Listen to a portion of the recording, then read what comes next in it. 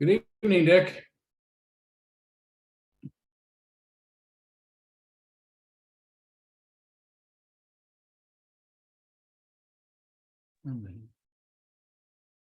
Okay, I'm unmuted. There you go. Yeah. Looks like you got the sunshine in front of you there.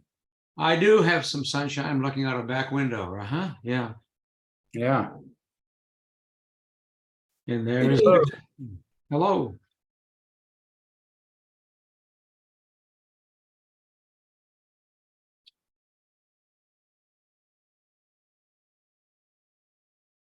Dick is silent for the moment, I guess. He's getting it unmuted. There's Karen. There's Karen. There's Karen.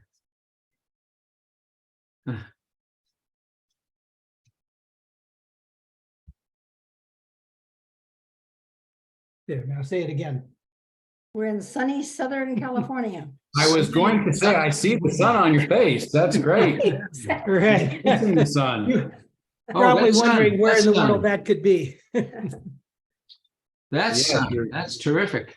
You must be facing the ocean. Yep, we're 10 We minutes, are, 10 actually. minutes away, yep. Yeah, that's And we're great. in that direction. Mhm. Yeah, well, if it's this time of night, if the sun's in your face, I figured you're pointed west, and if you're in sunny California, you must be looking at the ocean. Yeah, Pretty damn good guess. even better. Hey, Sarah. Hello. Hey, Hey, Candace. Sarah. Hello. Hi, everybody. Hi. Hey, Tom. Tom. Greetings, Tom. Hi. Sarah, I hope that you will put our next new member potluck on your calendar so you can come over and meet Wiley in person. Oh my gosh, I want to meet him so bad. Let me see when that's scheduled. Yeah. It's scheduled for June 3rd if you're around. That is always a good question.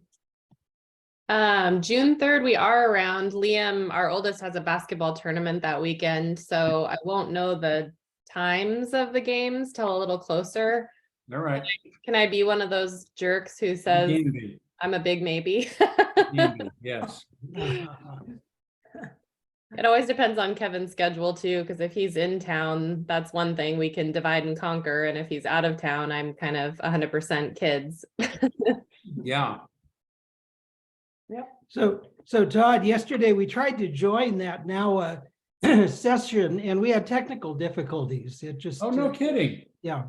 That's odd. Yeah, because we had, I think we had like 70 something registrants, Yeah. and most of them showed up. I didn't count because there are a lot of folks were two on a screen, but there were over 50 people online at one time. So 50. Yeah, well, about there was 50 I had to it said that we needed to download an app and then it would send a link, but I never saw a link getting sent. I installed the app and Huh.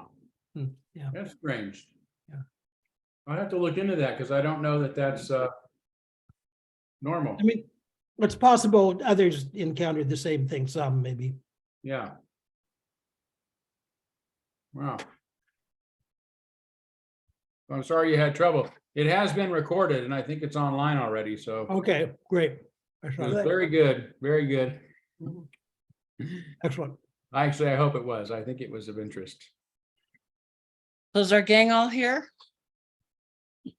Let's see, 1, 2, 3, 4, 5, 6, 7. Mhm. Yes.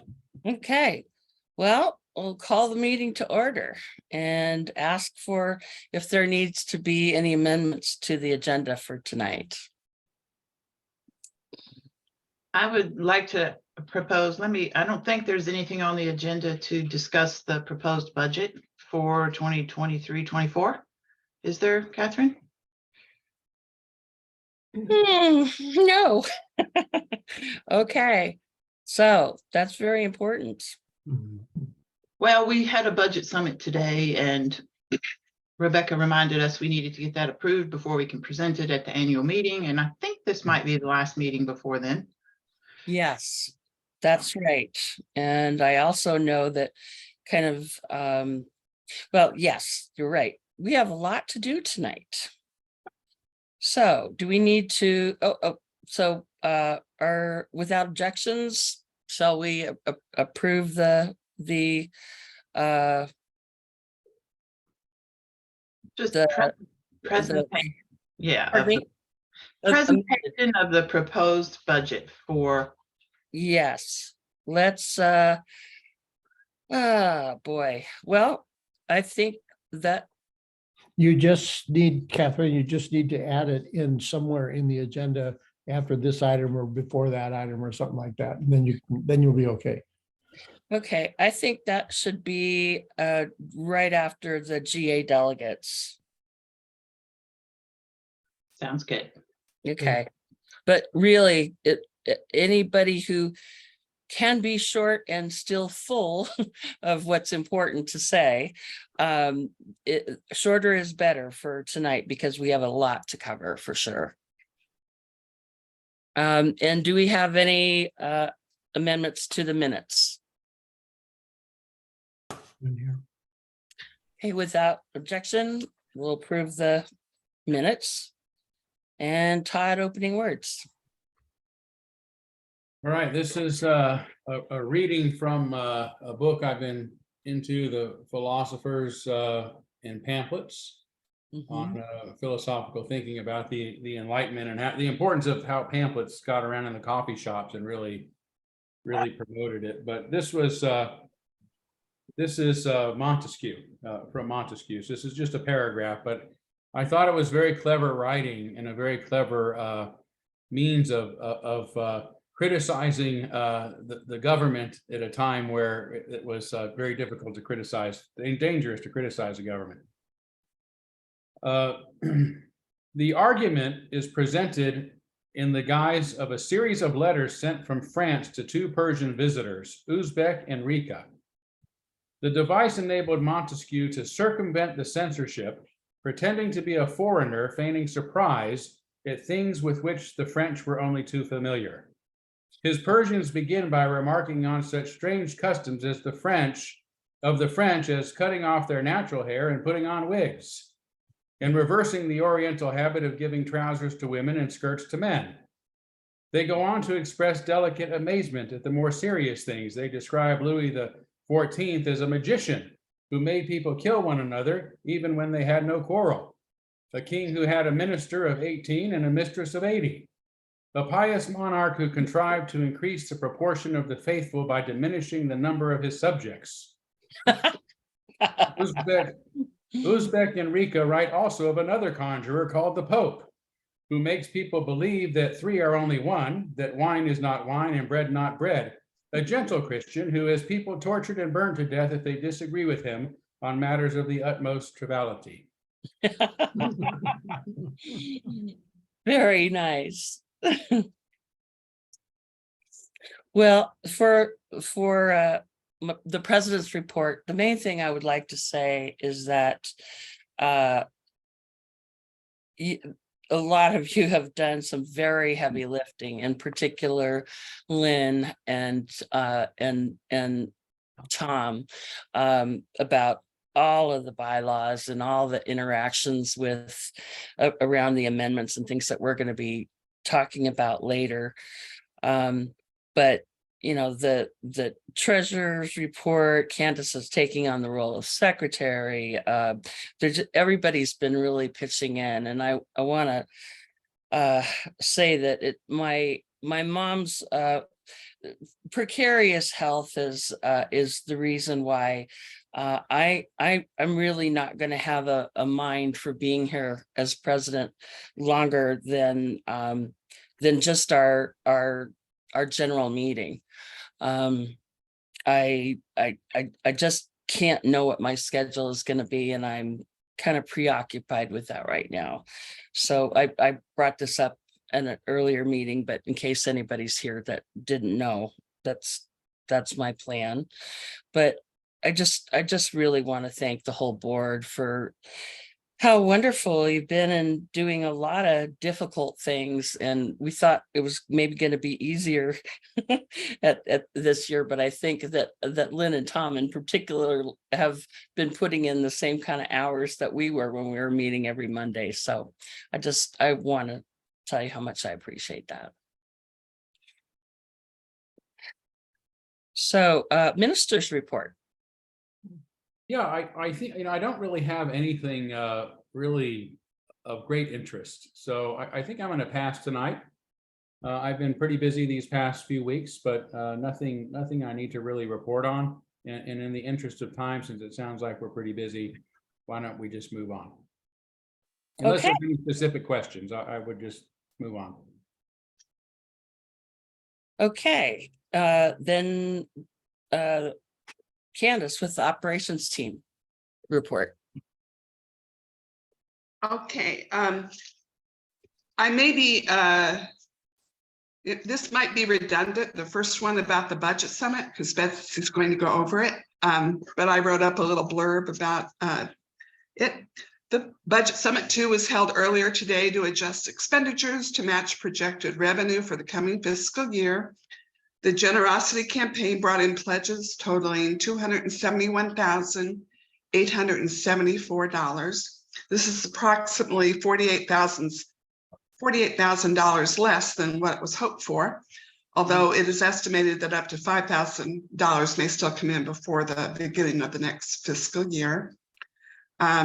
Todd generously offered to have his pay cut back by 25%, and Deb Jackman's position was reduced to half-time, 20 hours, to help balance the projected budget. Further cuts came from reducing our church's amount that is sent to the UUA by $2,000 and by other staffing cuts in childcare and the nursery care. And the funding for the OWL program was also cut for the coming year because we didn't have money to fund it. Research into the costs of replacing our HVAC system continues. Quotes for replacing the entire system are coming in around $38,000. If just the heating system is replaced, the cost is much lower, around $15,000. Rebecca has gotten feedback also from various contractors that our current HVAC system is larger than is needed given the size of our building. The team is looking into contracting with an alternate fire alarm company. The current company, Johnson Control, is pretty expensive, both in maintenance fees and repair fees, than a local company, Advanced Fire System. And so Rebecca's working on that. The Memorial Garden team charge was reviewed. It is self-funded with monies of about $10,000, having been given by church members over the years for future etching of members' names. This money, while not included in the annual budget, is part of the church's overall fund. While it is listed separately from the church annual budget, it is kept with all the other church funds in the same bank account. Well, that's it. Great, thank you. The shared ministry team reports. Okay, Todd, do you want me to report on that? Yeah, why don't you start, Dick, and I'll jump in as. Yeah, well, necessary. that was our intent, is to have you add comments after the whole thing. Sure. This is a very brief report. I think it'll fit your needs very well. Okay, during the month of January, the shared ministry team requested that in the Sun, comments from the congregation about ways to fulfill our values of mission, values and mission of creating community, finding meaning, and working for justice. The overall emphasis of the responses were related to building community. That was the biggest need identified. We received a very small written response too, and as shared ministry team members had a few conversational responses in addition.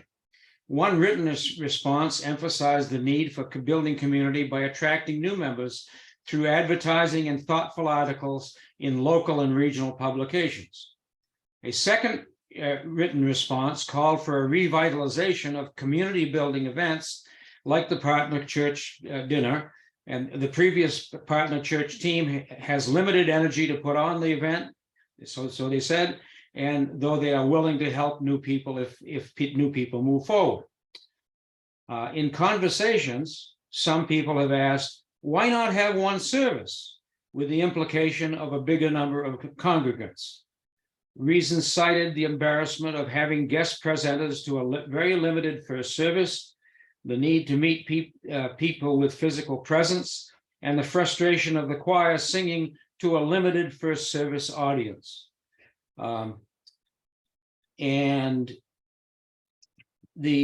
I don't know what, Todd, what about I think you're going to talk about the online streaming and so forth. And we said you would discuss the statistics of in-person and remote access participation in addition. So that's it. Right.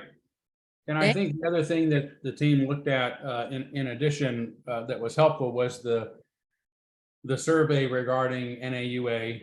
It gave us an indication at least of where the congregation is at with a vast majority of support for NAUA. Even those few that have some concerns were not reluctant to join for the most part. So and then I think the other thing about the survey that the team put out itself, it's got so few responses, it's really hard to use it to consider it useful for determining where the congregation is at, unless we interpret the lack of response to be indicative of some sort of general satisfaction on the behalf of the congregation that they didn't feel a need to respond. So that much is good. Yeah, I hate to keep talking about the first service, second service thing. I've talked about it over and over, and tend to hear this complaint from I think some of the or concern at least from some of the same people. And I've explained my position on it and why I think it's important, primarily because it's the most highly attended service we have. We have more people attending the first service than we do the second service when we count our stream and our Zoom. In addition to a growing number of people in person, when last year we were having about 8 people there. Now we have routinely about 30 people first service in person. So I think the numbers are improving, and but on top of that, we just have so many people who have shifted their habits, and I will be talking about that in my minister's report in June to the congregation. But largely, there is an across the board change in church going habits, and it's not just at our church here in Spokane. It's not just Unitarian churches. It's pretty much religious organizations all over the world, I would imagine, certainly all over the country, where we've plateaued at about 65% of our audiences prior to COVID, and about 35% are streaming or Zooming, and that seems to be the new normal. So I don't consider it a bad thing myself. I consider it a good thing. It puts us in a great position to grow. Prior to COVID and prior to the conflict we had in our church 4 years ago, we were talking about ways to potentially expand our space so that we could accommodate more people in our sanctuary, because we were running out of room. And now we have plenty of room in our building, at least for now, and an infinite amount of room on our streaming and Zoom services. So I think there's a lot of room to grow. We just have to help those who are willing to adjust to the new reality that we're in. So that's kind of where I'm at with that.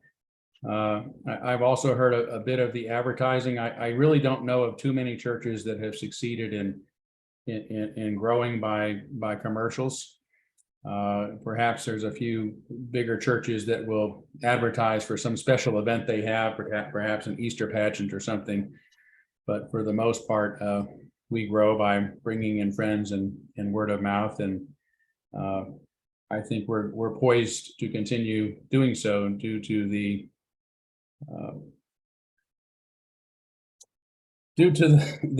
place that we now hold in the world of liberal religion. As again, I'll say in my report next month that our most heavily attended service in probably 100 years, probably since the years of Dietrich. Happened on December 4th, I think it was. We had almost 700 people participate live. Over 500 of those were on stream or on Zoom. And hundreds more watched our recorded service that week. And that was the Sunday that I announced that we were forming the NAUA.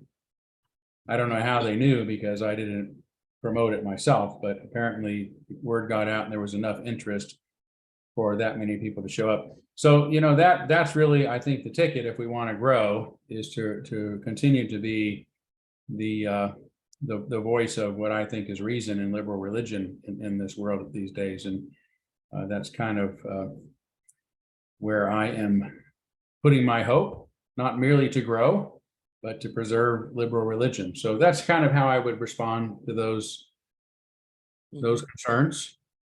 But again, I'm glad that they were, you know, there were so few who expressed those. I wish we would have had better survey results. But again, when people are feeling some ease, they don't tend to take time out to answer those sort of things. So. Yeah, Tom. Oh, we can't hear you, Tom. You're You're muted. muted. I'm not a parliamentary advisor now. I'm a member and a former member of the acting team on shared ministry. And I don't expect anybody to respond to my comments. That's not needed, but I feel I really need to offer my comments. And my observation is, one, that there wasn't really a survey. There was an open-ended invitation to make comments. A few people, including me, made comments. Number one. Number two, regarding the comment about two services, I would like to have at some point, not tonight because we are limited time, a response about why moving the service to go to one service at 10 o'clock, which is a shift of 45 minutes for anybody in any other time zone, is going to be so critical that we'd be fearful of losing people that are part of our viewership. That would have the advantages to me of a choir only having to perform once. It would have the advantage of people being able to go to church and be out of church by 11 or 11:30, 12 o'clock at the most, allowing them the rest of the afternoon instead of only having an afternoon that's 1.5 hours less if they're second service attendees. It would reduce the pressure on the usher team to have ushers. I can think of, and that's just what's off the top of my head because I'm speaking extemporaneously.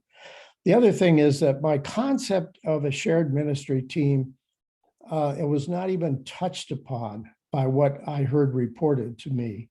My concept of a shared ministry team is a team that reaches out to every aspect of the church. That would be every team of the church and asking for a report to come in on how things are going. Do you have enough people? Are you hurting for people? Do you need new members? Are you able to accomplish what you think you need to accomplish? To me, that is shared ministry, not whether or not we're doing well on Sunday mornings. That's part of it, but not overwhelmingly so. So I just think, I guess I'm quite disappointed and consider what I've heard tonight to be on a scale of 1 to 10 about. Your concept is different from ours. Well, I'm telling you what I think, Dick. Yeah. Now you can take it as you want it. And now I do. I may be alone, but if you consider a survey an open-ended invitation to respond, to be a survey, that is absolutely out of. Well, I misspoke in calling it a survey. It was an open-ended invitation for comments, and I think that's Okay. legitimate. All right, let's make sure. And that- by design, we discussed surveys, and by design, we decided we did not want to do that. Well, okay, I'm just telling you, I think you made a mistake, Okay. period. And that's all I have to say. I think you brought up some really good points, Tom, and things I think that are worth discussing at a next meeting for sure. And I thank you for voicing your thoughts and concerns on that.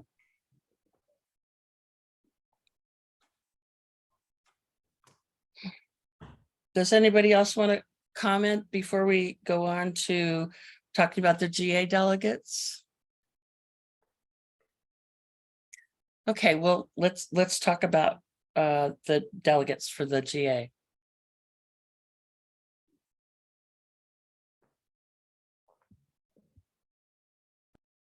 I believe that we have for sure two. Tom Mosier has agreed, and also oh my gosh, Julie Jose. Mhm. I don't believe that Dick Burkhart.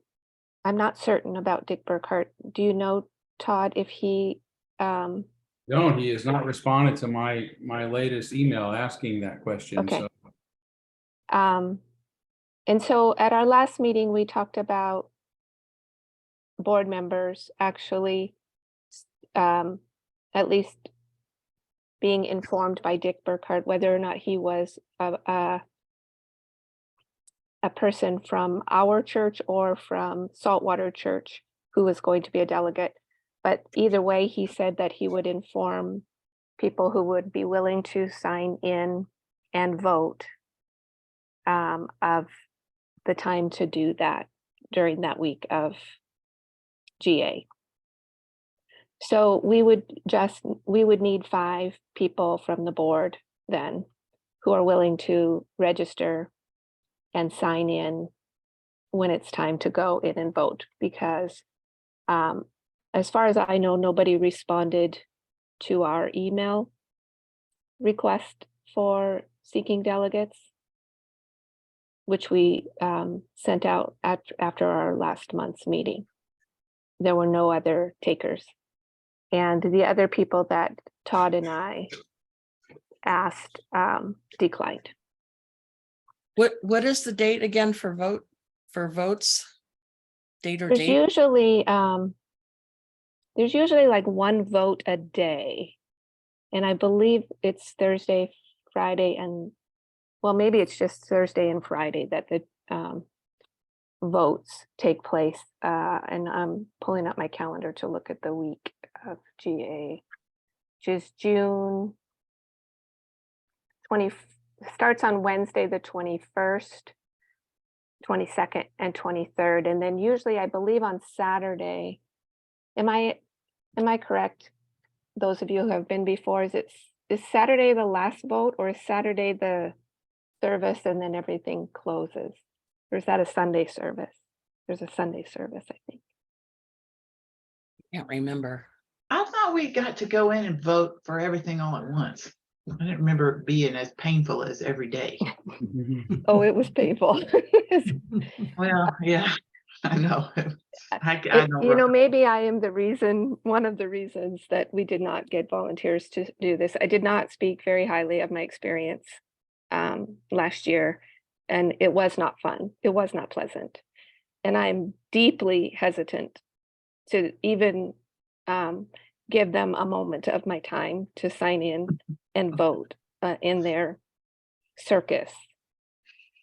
So I'm begging other members who would be willing to sign in and take some of your time to just vote.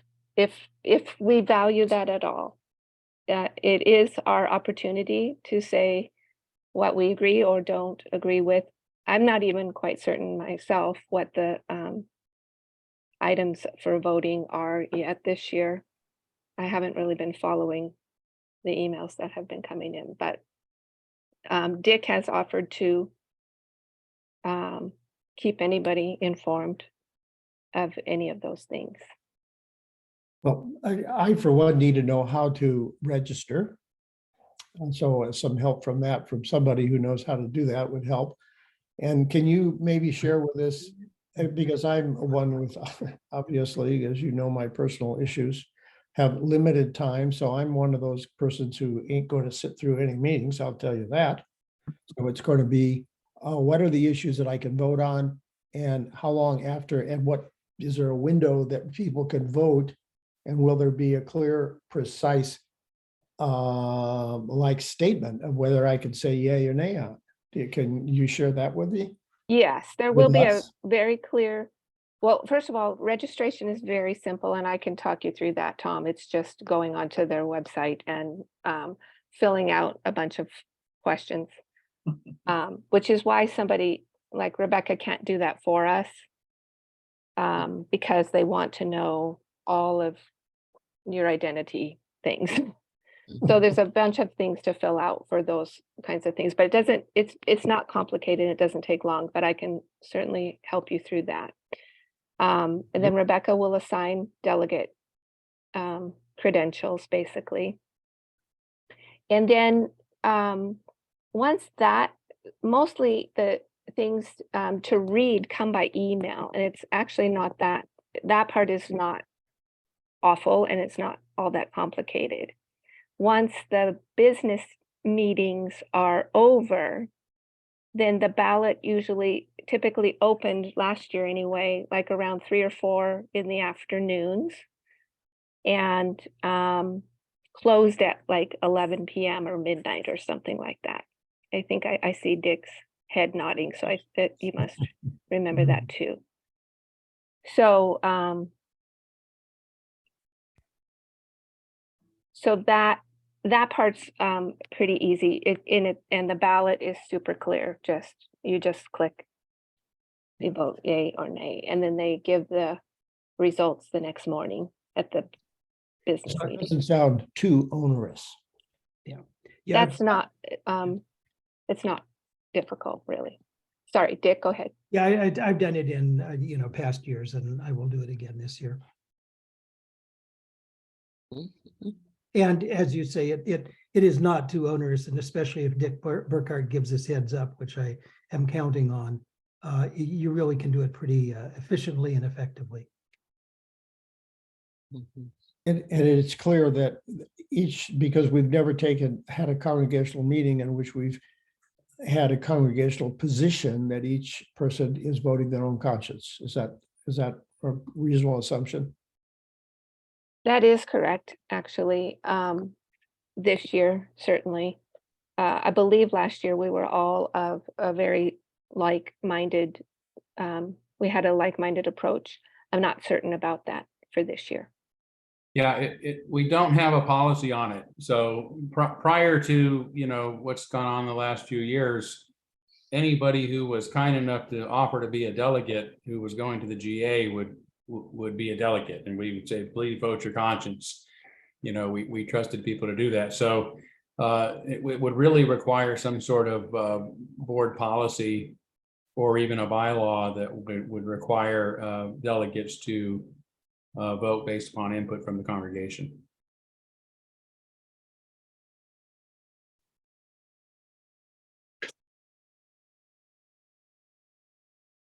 So we have Dick and Julie and Tom. And Anybody 6 altogether, correct? I believe we have 7. Okay.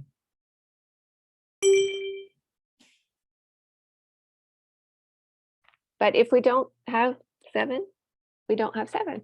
We have 3. And that quite honestly seems, we're probably not likely to see much of our vote the way it happened last year anyway. But again, I don't know what the issues are.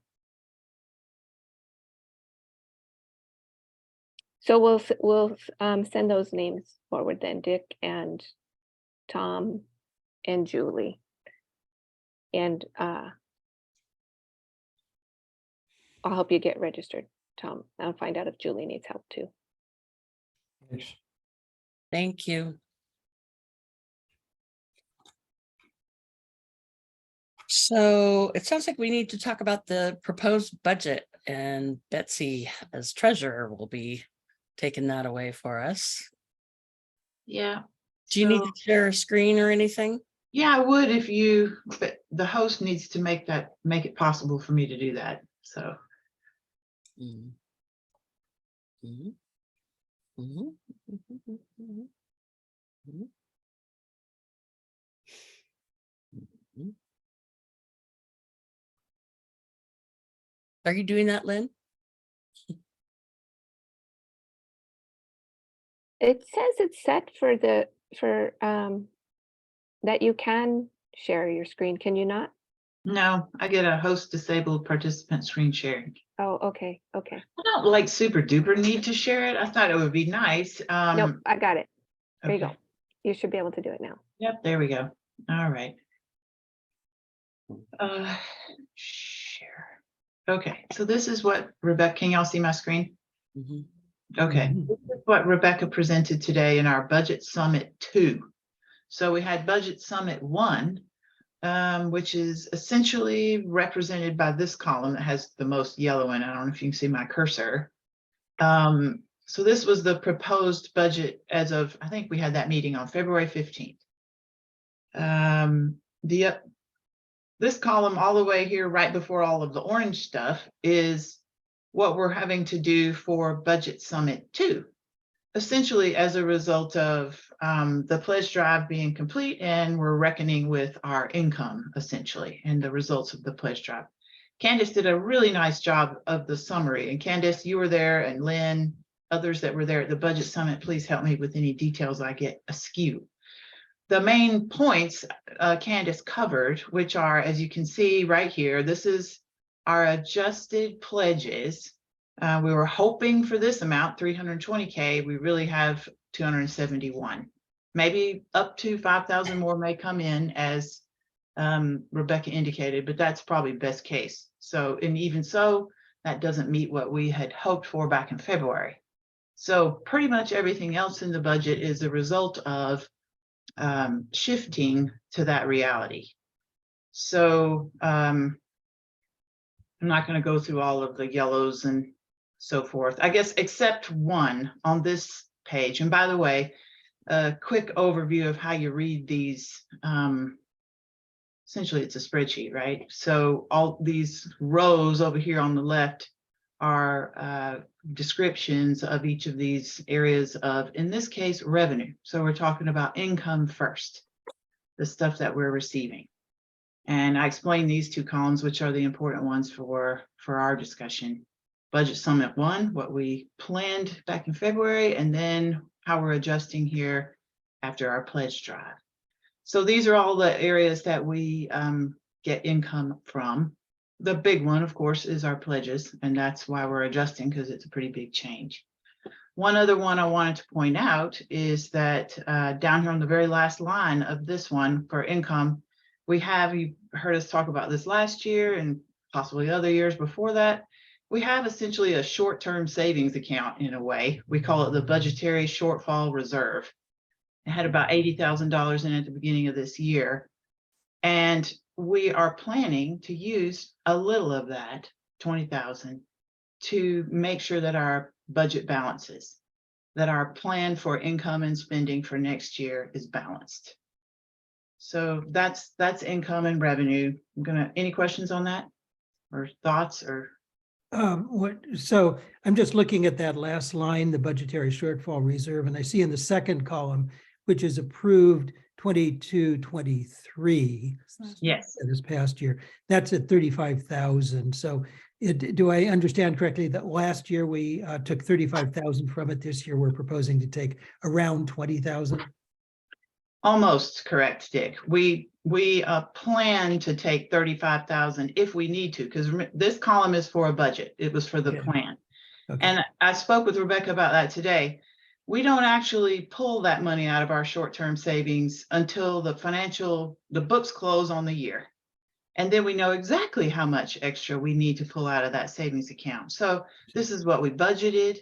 And these numbers are also budgeted or planned. But at the end of June, we'll know exactly what that number will be. And I've actually looked at the quarterly reports, of our spending and so forth, and it'll be pretty close to that number. from what Okay. I can tell. Great, thanks. Mhm. What- Betsy, what's the source of the budgetary reserve? Some of it we put in there a couple of years ago when we had reduced expenses because of COVID and we didn't have, as much use of the building. And so we just spent less money. And we also had, well, we had that loan from the government, or not loan, the PPP PPP. stuff that, that helped out. So, and we didn't put that in savings. We used that for, because that's what they told us to do.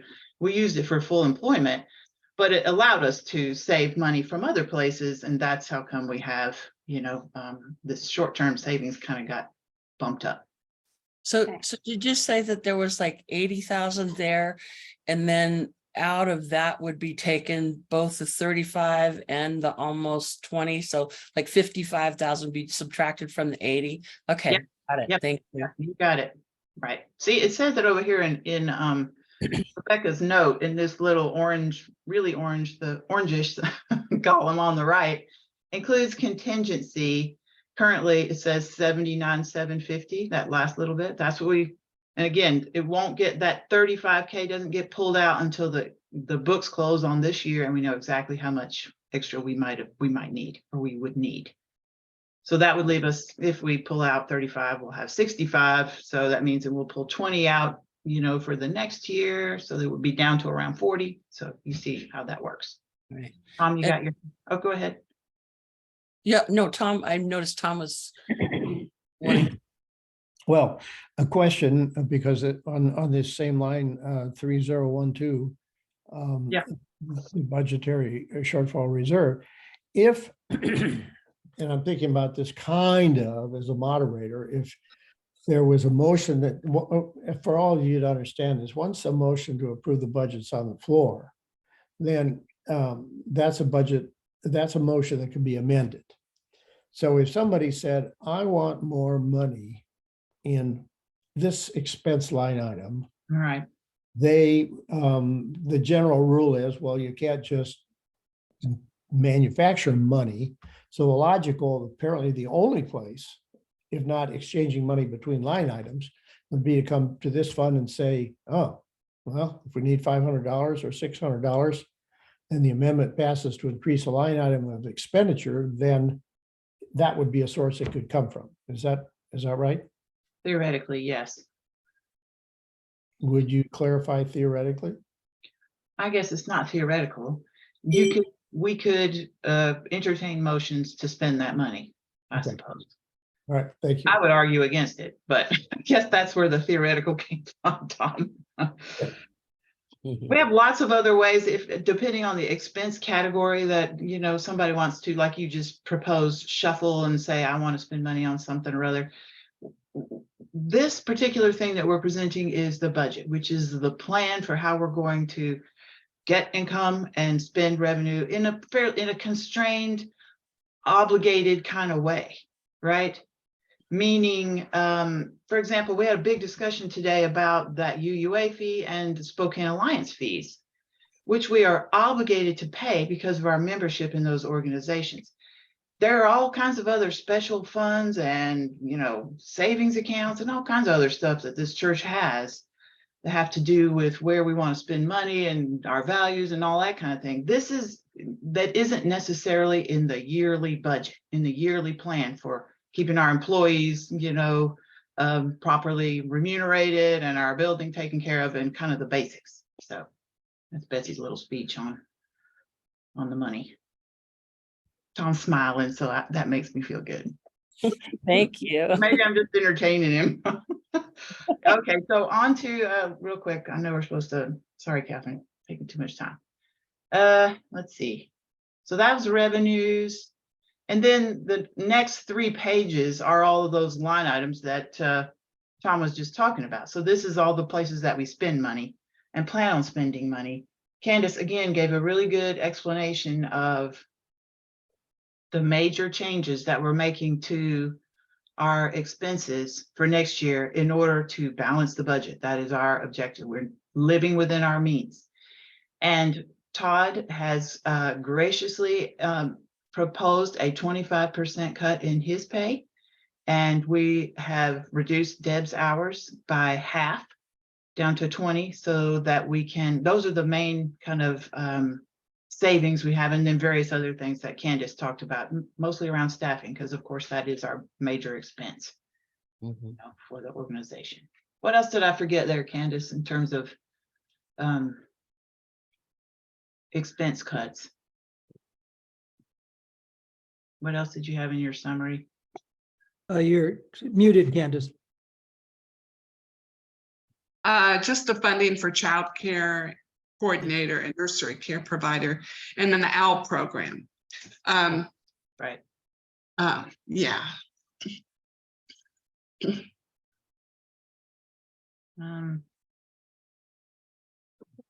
Interestingly, it's not really completely relevant. One very big expense we have, Candace mentioned, and Rebecca's working on, which is that security and fire alarm stuff by Johnson Controls, apparently, who are really difficult to deal with. That's under this line item right here. And it's something that's gone up. The price has gone up quite a bit. Rebecca's trying to investigate that and get that expense addressed. That's a lot of money. It is a lot of money, and it is a lot of money. And there's lower cost providers in the area. So she's trying to track down the contracting and try to get that mitigated. Todd, you wanted to say something on this too? Yeah, just regarding the childcare, it might be good for you to know that the childcare is based on the fact that, we budgeted for having childcare at both services. And earlier in the year, we realized that we're not having any children come to the first service. And so it was really a waste of money and a waste of time on behalf of our childcare workers. So it's not like we won't have childcare worker. We're just going to be childcare workers for the second service. We're just going to be saving those resources. Okay. Good. And Tom, you need. I think it might be helpful, and some people might be concerned about the cut in wages for Debbie to halftime. Would you elaborate a little bit on how the benefits for her are not affected, if I understood you all right from this afternoon? Yes, yeah. Well, actually, I'll leave it to Todd to describe the benefits, but I did want to tell everybody on the phone a little bit about that change in Deb's hours, since there has actually been a reduction in the job duties for Deb. So because there's no children's choir, we have only one choir now instead of two to coach, and we don't really have a music team that needs supervision. Those are things that are in her former job description that we are really not doing anymore. So that was also part of the justification, I guess, for reducing Deb's hours. I don't, so as to benefits, oh yeah, I did ask this question this morning or whenever this afternoon when we had that as well. It is important to note that in our personnel policies, if an employee has 20 hours or more, then they're entitled to the benefits that we provide as full-time employees. So that was one of the reasons for keeping Deb at 20 hours so that we can continue to provide those benefits to her. Did I say that right, Todd? Yes. I mean, I mean, exactly. I think that's right. I do think this is absolutely the right thing to do. I mean, the amount towards those benefits will be reduced as well, of course, because the hours will be reduced in addition to the pay. But the reality is that, Deb can come in for choir rehearsal 9 months of the year, which is about an hour and a half's worth of time on Thursday nights, 4 to 5 hours on Sundays. So we're not even up to 10 hours at that point. And then, planning the music for a Sunday service, those sort of things, arranging special music could easily be done in a another 10 to 12 hours a week. So that's about all we've been getting and all we really absolutely need at this point. So it seems like it's going to actually fit better with the workload, realistically with the workload. So without going into it much more, I don't think we're going to be losing a lot. Obviously, Deb will be, her income will be cut, as will mine, but I think this is appropriate for a lot more reasons than just balancing the budget. That's good to know. Yeah. Any more comments on this? Yes, Tom? Well, this would be directed at Todd. How are we to look at it? The question comes up on the floor, and I'm not asking this as a parliamentarian again, just as a general member who might anticipate a question. If you're going to take a $25,000 cut in pay, and somebody asks, well, what duties are we going to lose from you? How would you respond to that? Well, you're not going to lose any duties from me. It's just a cut in pay. It's not. I'm not moving to a 3/4 time position. It's nothing like that. It's just a reduction in pay. As I said at the budget summit, one, I do not think that we should look at this as a failure or that our church is, diminishing in some way. If we look at where we've come from, we had a fracture in our church about 4 years ago, in which some very large contributors left, and in fact, those contributors had an actual campaign where they sent letters to every member in the congregation asking them to reduce their pledges in an attempt to create a financial crisis. We went through COVID. We're going through the economic repercussions of COVID. And it's really remarkable that we have not experienced this at this point. There are some communities and organizations that have absolutely failed these last 4 years because of just having experienced a few of these things. So I really see this as really realistic. It was bound to happen sooner or later. Again, I think UUCS is in a better position than most UU churches to grow and to survive and to thrive. So, we'll let this hiccup happen. Impact us the way it should. And I think it's responsible for leaders to make difficult decisions when there are financial difficulties. And I'm one of those leaders. That's part of my job. So I am happy to be among the leadership that is willing to make difficult decisions. And unlike a lot of leaders, I think to have them impact me more than anyone else. So I will lead by example, but I don't at all see this as a negative thing. I think it is just adjusting to the new reality that has been pushing itself upon us for about 4 years now. Thank you. And the board could definitely contribute to the budget, but we only have $25 a year, I think, which we've never spent on the bottles of wine we said we were going to get. I have a question. Is this Sure, yeah. appropriate right now? Apparently we had, from the information from the budget summit, we had 162 pledging units the last time around, and this time we had 135. So we lost 27 pledging units. Now, I'm sure you don't know all the answers right now as to why those people failed to pledge this year, but are you going to try to seek answers from people who decided not to pledge? Because we know some of it already, right? Some of it has been the financial crisis that people have gone through, that they can't give or can't give as much. There's been a lot of cutbacks from this year from people who have pledged. There have been a couple of members that have given us quite a large amount in the past few years that would make up a good percentage of what we're not getting right now, that have become elderly to the point of being cognitively infirmed, and we feel it would be unethical to try to ask them to pledge at this point. So those are some of the reasons that we have found out. There are a few that we've not heard from yet that we think might trickle in, and that would amount to, perhaps the 5,000 that Candace spoke of. I'm not sure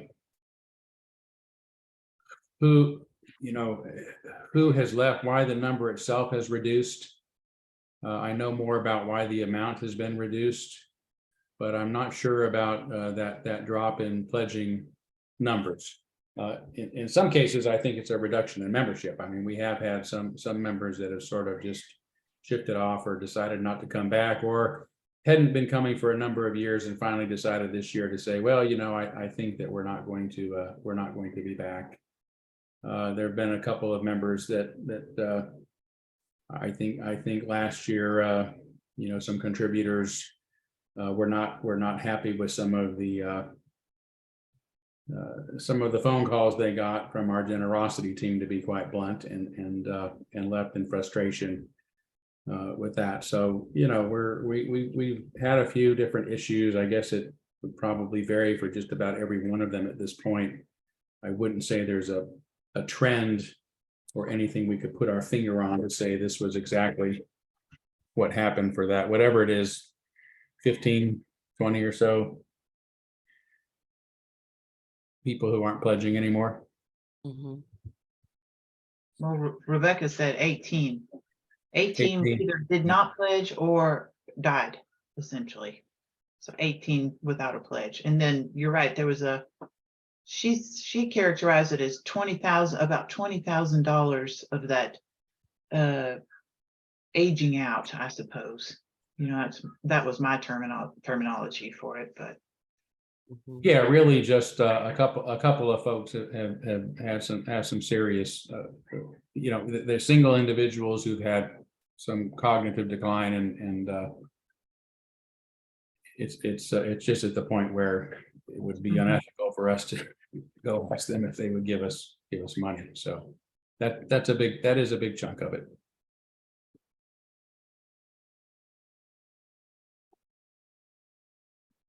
Well, Lilia has her hand up.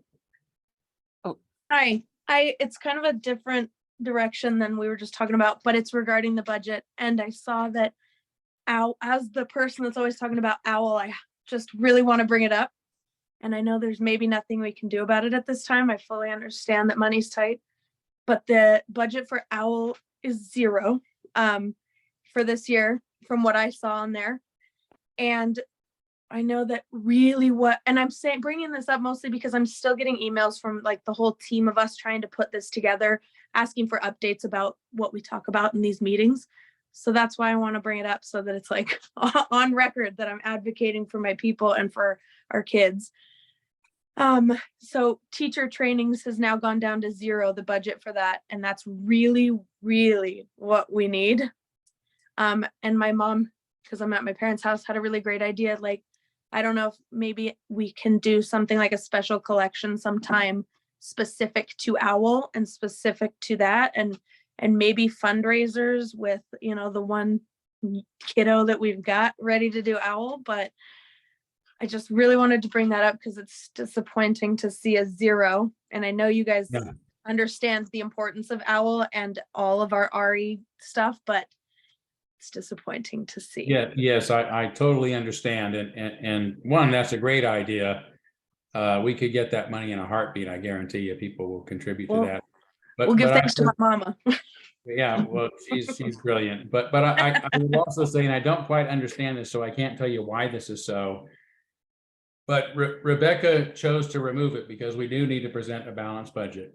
And understandable. Last year, of course, there was training that went on, but we ended like mine not able to pull it off because we just didn't have the kids. So Stephanie and I actually talked about OWL today, and there's some idea that maybe they are going to try to reach out to other liberal religions. Yes. See if they can pull something together. But there's a real issue getting the kids, right? And it's hard for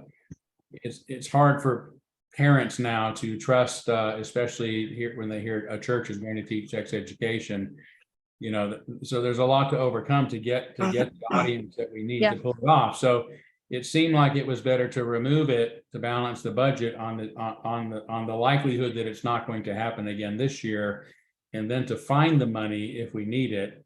And Rebecca was confident that we would be able to find it. So Yes, it's I really agree that, balancing the budget with something that is likely not to happen, or perhaps probably won't happen. But something we can pull the resources together if necessary. yes, I agree. My initial thought, just as my last thing, just to play advocate, but is it's hard to get people involved and get like, to have the resources to reach out to other people when there's zero funding for it. And it's hard to raise money if there's people who have no idea what we're talking about. So that's my only thing. I totally understand that, we got to keep the lights on first and foremost, but just wanted to say my piece because sad. I love the kids. I just want to do it for the kids. So. Well, again, this is the board's budget to approve. And Yep. As a member of the board, if there are some adjustments that you think you want to make here in light of what she said, I would suggest that you figure that out. If there's anything else to pull that away from, or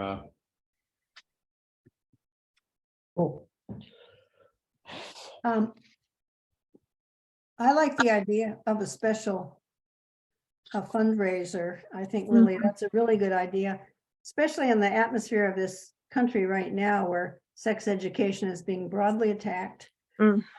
Trans kids are being broadly attacked, and not so much in Washington state, but nonetheless, there's a real concerted effort by the right to suppress these programs. So I think it's a particularly important time for us to continue this program. Obviously, we have to have the kids to do it, but I think, we got money for playground equipment. We can get money for OWL.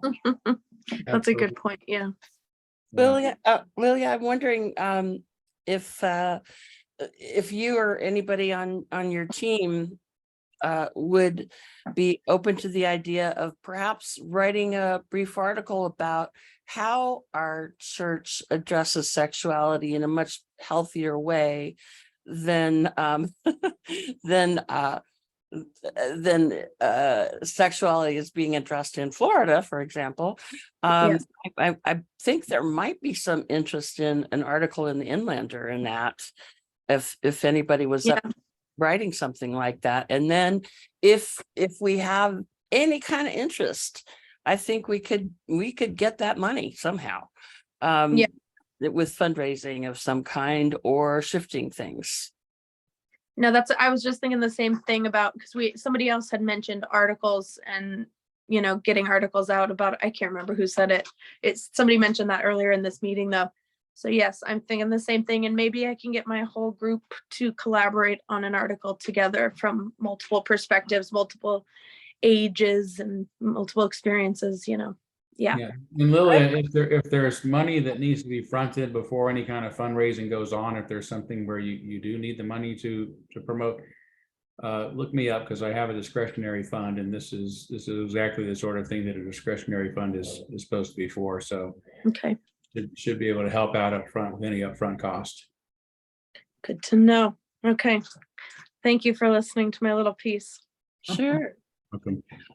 That was a good discussion on the budget, I think. I'd like to move on to the bylaw amendments that were proposed by a couple of our congregants, and also to all the tremendous amount of work that Lynn and Tom did on those. And Betsy, can you stop sharing, please? I think we need to have a motion to approve the budget. oh, I'm sorry. Thank you. Yes. Let's see. Do I make a motion? Okay, unless there's an objection. You can make a motion in a small board meeting. You can make the motion as a chair. Okay, I'd like to make a motion that we pass the budget as we have discussed it here, unless there's any objection. I think it's to approve it. I think the congregation has to pass it. Is that correct? Yes. Okay. Okay. Tom, do you have something else to add on that? No, I was actually going to go back to Lilia's commentary, but it's passed now. So, but you need, what you need to do is a motion to recommend to the congregation that this budget is what you really need to do. Okay, so I'd like to make a motion to recommend this budget to the congregation unless there are any objections. And without objections, then that will pass. And we'll move on to talking about the bylaw amendment proposals that were submitted by a couple of our congregants, and also the good work of Lynn and Tom. I don't know which of you would like to begin. Lynn, do you want to start discussing Sure. that kind of the order of what has happened? Sure. So we had, two members of the congregation have submitted two bylaw amendment proposals each. So according to our bylaws, they have to do their submissions 4 weeks in advance. And our bylaws give kind of interpretable, and I will say right off the bat that Tom and I interpret these, the role of the board a little bit differently here. So there may be a bit of discussion about that. But since I'm the board member and he's not quite yet, I'll start and then he can give you his point of view. So it is my recommendation that we look at these and that we determine which ones should go forward to the congregation for the annual meeting. And the only way that I think that is the right way to do that is to look at something that we absolutely would not be able to address because it was not submitted in a way that is in a format that is a bylaw amendment. And for that example, I'm talking about the proposals for David Eagle's first proposals for his amendments, which are not really a list of a bylaw or a statement of our current bylaws, and then what he would like changed. They're actually a whole bunch of bylaws, actually from another congregation, that are in our bylaws in different places and in a different order. So I am recommending that that does not go before the congregation. And I personally believe that we have a responsibility as a board to respect the time of our members who attend our annual meeting. And there would be no way for us to work our way through what David Eagle has proposed for his first amendment. His second one, and the two amendment proposals that Jean Larson has submitted, I believe personally, should go forward to the congregation exactly as they are proposed. I do not believe that it is the responsibility of the board to change the wording. I believe it should go forward to the congregation. And I think that we should take a look at those. And as a board, decide how we would address those or support or not support those from a board's perspective, with our hopeful understanding of policy governance and what is consistent with our current bylaws, conforms with our current bylaws, and is appropriate for our policy governance way of governing ourselves. That's what it says in our bylaws, what we are supposed to be looking at when we look at our amendment proposals. So my suggestion is, number one, we we just simply, we can write something to David Eagle and say that we can't put the first proposal forward. The second one goes forward exactly as it's written. And we have a motion that he would then bring forward, and just like the board motions, we have 4 ready to go. David Eagles would also be put forth, and then Jean Larson's 2 proposals would be put forth. Lynn, was there a reason that was given for why he had a problem with the order of what was in the bylaws and why he wanted to change it? Well, no, you saw what I saw. So the thing that he submitted is exactly what was submitted. There wasn't a reason. So it may very well be, and I don't see him here this evening, it may very well be that he just didn't realize that those things were all in our bylaws already. I did not send the document that I prepared when I saw his proposal come in. I did prepare a document for you all to show you where those bylaw or his proposals are already in our bylaws. He does not have that. I did not respond to him. So, Well, Lynn, I just agree with that. I think that his first proposal is just redundant. And why should we take up the time of the congregation to go over them? You know, we already have them in our bylaws. So I agree with you. I agree very strongly too, that we wouldn't want to waste the congregation's time to explain all of the ins and outs of why this doesn't fit. Yeah, that would be a waste of the congregation's time, in my opinion. so would you like me then to bring up the other? I can share my screen and we can talk about the other 3 proposals and how we want to either support or not support, or what your thoughts are about those, or Should we take a vote first on what we think about the proposal that just doesn't meet the requirements of a proposal? Shall we take a vote on how the board members feel about that first? Can I just speak to that and then you all? Sure. can look it up? Yes. The bylaws say in 2 different places that a member can bring an amendment, and not to describe David's amendment as absolutely wacko, but can bring an amendment.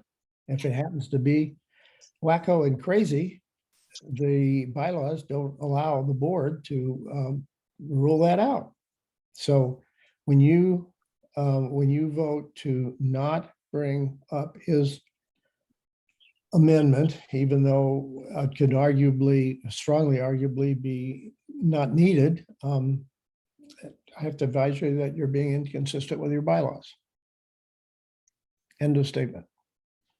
so I'm just gonna respectfully disagree with that, Tom, because our bylaws actually do say that except during a congregational meeting called for the purpose of considering amendments to the Articles of Incorporation or these bylaws, a member may not propose an amendment to either of these documents unless the proposed amendment has been previously submitted to the board for a review of its appropriateness, conformity, and consistency with the existing document. So that is an interpretational, an interpretable bylaw that gives us a reason for taking the time to review those and having them 4 weeks in advance to be able to do just that. Review its appropriateness, its conformity, and its consistency. And if we decide as a board that that particular bylaw does not conform, I believe we have the responsibility to kindly say it doesn't conform. Next year, you and I talked about this, Tom, I think it would be a great idea for us to have a better system for people to submit a bylaw amendment proposal with even a document that says what's the issue, what's the amendment you want adjusted. It's too late for this year, but clearly in this particular example, he needed some more guidance, and we don't, as a board, we just didn't have the time this year. Last year we had a whole separate meeting where people came and talked about that, and we did it with them, and we did not have the time to do that this year. And I don't believe that that's a very easy time task to continue for any board, personally. So Lynn, a question, and Tom, would it be obvious to everybody else the same thing that's obvious to you about this first proposal that David Eagle put together? How would we be wasting the time of the congregation to present something that's obviously not, from what you've said, and I haven't read it, I don't know, but it's obviously not valuable or usable as it is? It's not up to us to try to make it usable. Just, here you go, here's some stuff. It's not, I don't know, I'm just asking, would it be obvious to everyone? It's a whole bunch of pages of reading, for one thing, that would raise a lot of questions on the congregants' part and be very confusing. We We're don't asking, have time to answer them.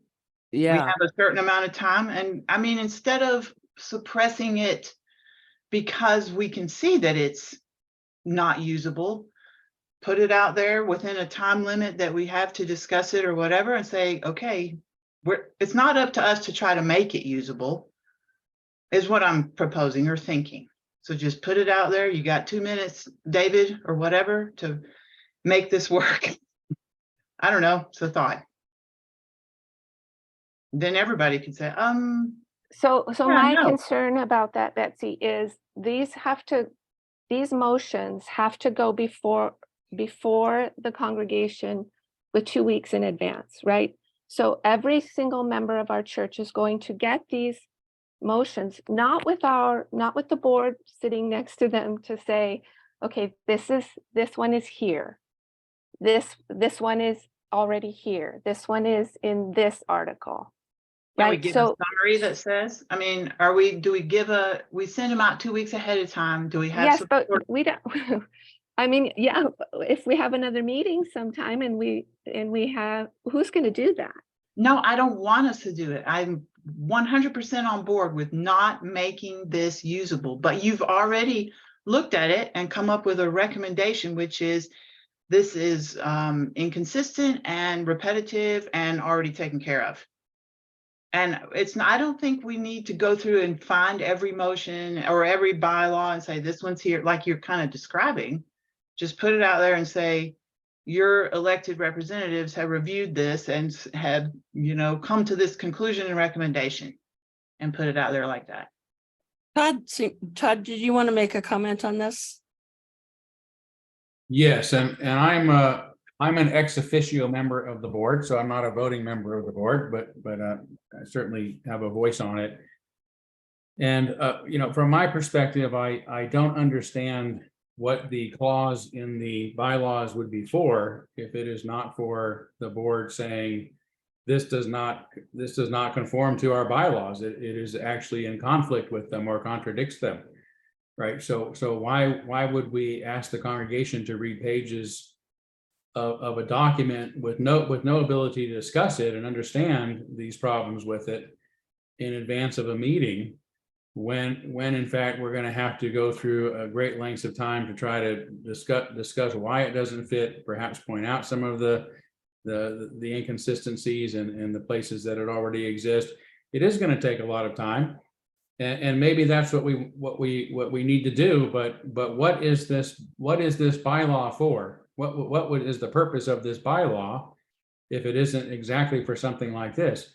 I certainly don't want to read pages of of something that has even been defined, already been defined is crazy. And then to have to waste our congregation's time on a Sunday trying to go through something that ultimately they are very unlikely to approve. I mean, that's again, my main question is what is this statement for in our bylaws if it's not exactly for something like this? Right. Could that bylaw be read again?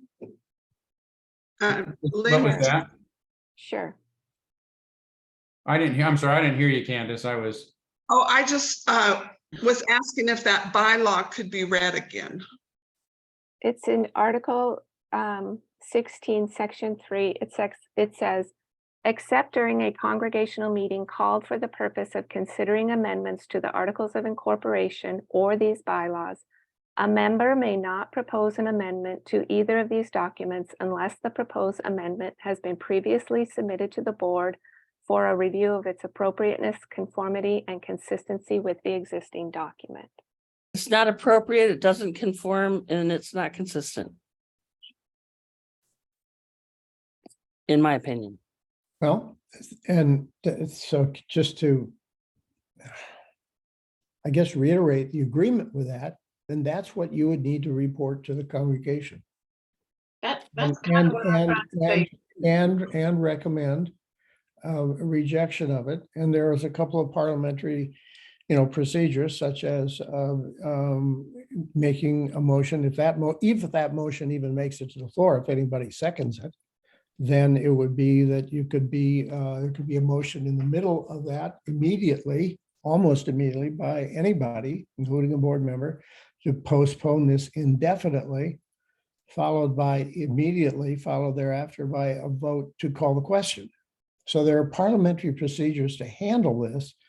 Although what you're saying, I can't fully agree with it, but it's got some merit. You're just saying that since the bylaws aren't clear, that the obvious purpose of submitting for review suggests that you could, based upon your review, not even allow it to reach the floor. That seems to be what you're saying. Okay. Dick has something to say too here. I'm drawing my model from some proxy votes that I get from corporations, from some stock that I inherited from my grandmother, who bought it back over 100 years ago. But they have like annual meetings, and there are always motions that are brought up to vote on, and those motions are followed by a short note, typically saying the board recommends a vote for, the board recommends a vote against, the vote, the board has no stance, takes no stance. And I think we could do something like that, maybe in the case of this, for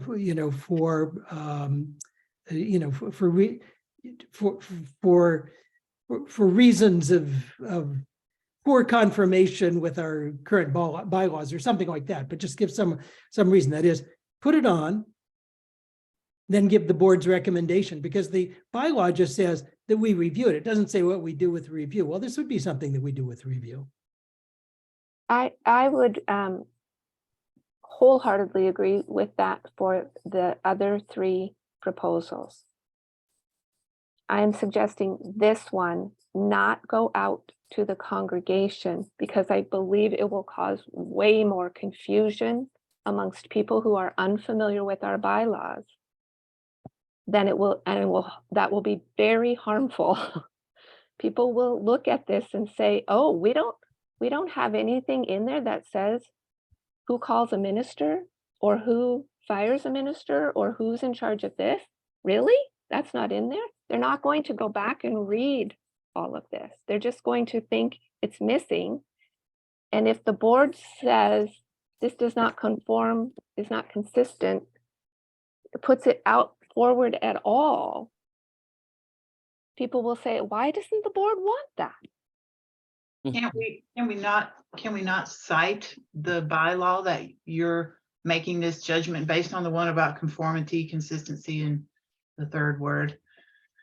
Can we not cite that as our reason for not recommending this motion? I think that is definitely true with the other three. But But- be transparent about it? I know, sorry to bring up the word. It's okay. transparent. No, I mean, I think I don't know how else to explain what I Todd- think, Todd but that's, doesn't- I think it's up to you guys. Todd I just doesn't want to have- go, I just want to go back to my question. I mean, transparency is a worthy goal. You know, not squelching somebody's voice is a worthy goal. All these are worthy goals. I don't understand what this bylaw is for, if not for this purpose. What in the world is this bylaw in the bylaws for, if not for this purpose? But it doesn't say, Todd, to not even bring it to the floor. It's just saying the board shall make our recommendation based on conformity, consistency. It et cetera. doesn't say And that. Well, it doesn't It say, doesn't. don't bring it to It the, doesn't, right, which is why it's very you can interpret it how Right, you wish. okay. right. Well, So, you know, I mean, I would say that it is a bylaw that probably needs to go away or be clarified. well, and, We kind and of thought a lot about it when we wrote it. I remember it clearly. It was a contentious point. it is Okay. proposed to be modified in some of the motions, but you have to read this bylaw in the context of the other bylaw that says under the congregational meeting, you have to kind of read them together. And I'm thumbing through this, looking for the section of the bylaws. You can probably have it there at your hand closer than I do, Lynn, but there's a section of bylaws that says that the annual meeting is for the purpose of a whole bunch of things. And the last one is for the consideration of amendments brought forward by congregational members. That's essentially, I'm not quoting it, but And we are doing that. well, We are bringing forward the amendments that we have reviewed and not necessarily agree with, which we still need to discuss, but that we have reviewed are ready to go. They're ready to go. This one is not. This one will take considerable amount of work and interpretation, and some sort of a response has got to go out 2 weeks in advance. We cannot send that forward. I believe we would be very irresponsible to the members who are unfamiliar with our bylaws to ask them to read this and then for us to just say, no, it's inconsistent. It doesn't conform. And only then, I mean, the only way it would not be confusing to people who are not really clear about what's already in our bylaws is to document where those things already are and to do a huge explanation. I believe that David Eagle deserves that. He submitted this. These things are already in our bylaws, David. So we can't bring your proposal forward because it's not just a tweaking of words. It's not wordsmithing. It's not changing a particular piece. It's a rewrite of the bylaws. It's not an amendment proposal. It is a restructuring of our bylaws. Yes, it is. I think we've discussed this enough that we may have well, sorry, Dick, you want to say something else? So one possible way would be to return it to David Eagle, and I'm looking at it right now on this other screen. And he has like one of these sections that has point A and B and C and D and E and F. So that's like 6 different items. And just say, in order to be placed before the congregation, each of these has to be submitted individually and discussed. So if you do that next year, that's available, or so we'll work with you, but put it back, because the problem is there are too many things. This is not a proposal for a recommendation, as you say. It's for going in various places and doing different things, some of which are internally inconsistent. So that would be I think that the board, I think so my interpretation is, when the board, after the board reviews, it should either send it back to the person with an explanation of what needs to be done in order next year to make this something that would be put before the congregation, or put it before the congregation with the board's recommendation. Those are my thoughts. So it seems like we could, there could be two camps here. One is return it to David with an explanation of what we've just talked about, and that this is something that could potentially be brought forward next year. That would be my vote on it. And the other vote is to bring it up and put it before the congregation this year. So I'd like to make a motion. Catherine, Sarah still has her Oh, hand. I'm sorry. I don't know why I didn't see that. Okay, yes. Oh, that's okay. Maybe it's more of a question and a process that I'm not aware of, but has he been made aware? I mean, to me, what I'm hearing the through line is that all of these items he's wanting are already there. So could it be as simple as, is that not a part of the process that someone from the board can let him know? Like, are you aware that all of these items you're asking for are already in our bylaws? That has not been Instead of done yet, being Sarah, this but big, like, that's what I'm conversation. recommending, that we just send it back. This is why we can't bring this forward. But here's where the exact document I sent to all of you. Here's where these things are in our bylaws already. So if you want any of these changed, next year would be whatever your issue is, put forth our bylaws, right? He's even got letters and numbers from somebody else's set of bylaws. It's another congregation from Georgia or someplace. So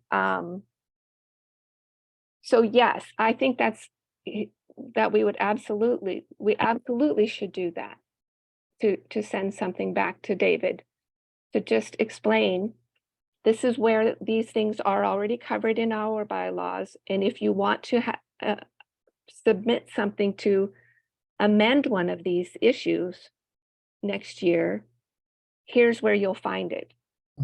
Well, just for the sake of the conversation, I'd throw in there that, as new as I am to the church, if I was to get, as a member, if I was to get that and be very confused by it, it would be pretty off-putting. Just the one little thing that you mentioned about who can fire and who can hire and things like that, it would raise a lot of concern for me. And it might even be like, I don't want to have anything, Right. So It's overwhelming.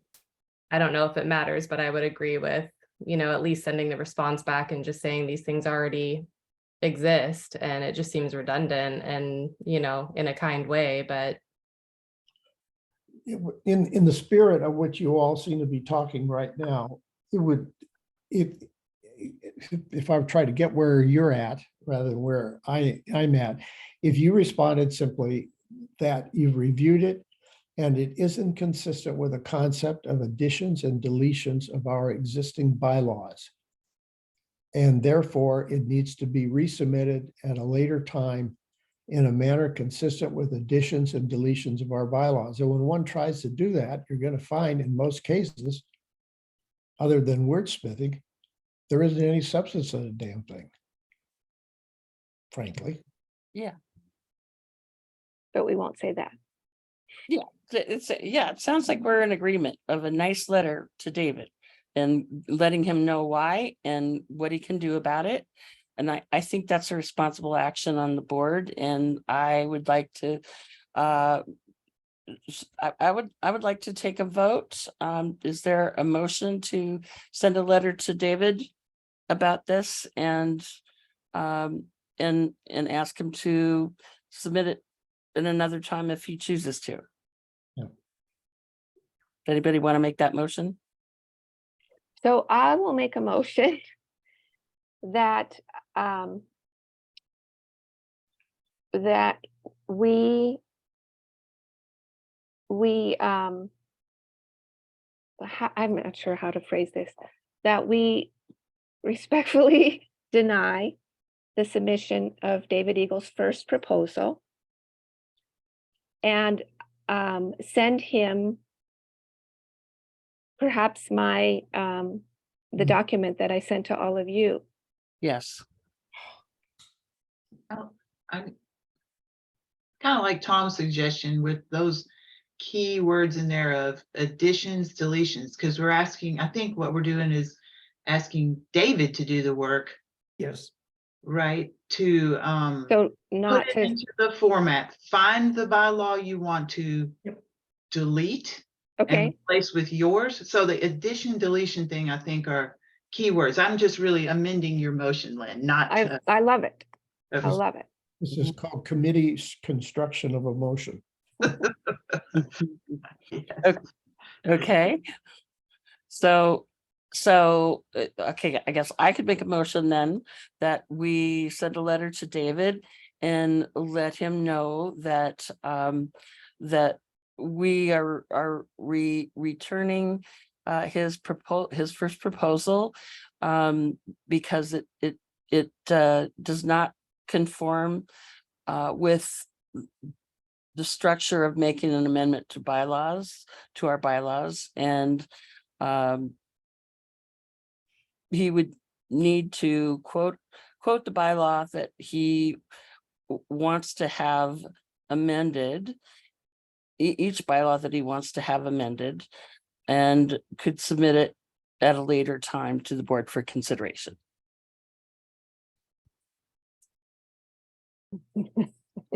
I mean, this is a long sentence here. Well, I don't know that we need to have the whole content of the letter that we're going to send to David Eagle in our Yeah. motion. True. We just need a motion that says we are not bringing this bylaw proposal amendment forward to the congregation.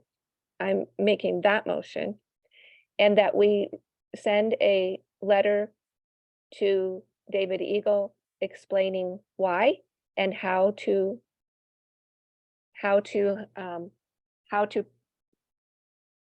propose in the future. How to propose amendments or deletions to a bylaw.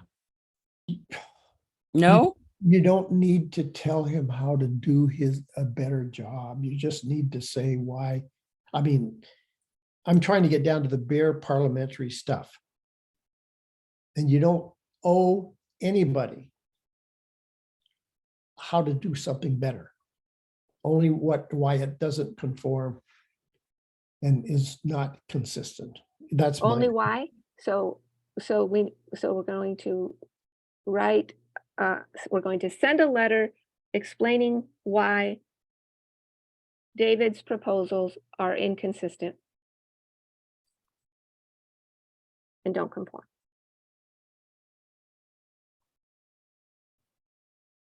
Sounds good. Is there a second? So you're seconding it, Betsy? Okay. Letter to David goes out. Let's take a show of hands. 1, 2, 3, 4, 5. Okay, it looks like it's unanimous. I don't know about No, Lilia. Lilia hasn't voted. Lilia? You there? Hello? No, Lilia. Okay. It's unanimous with everybody who's here. And so just for Candace's minutes, who's writing this letter?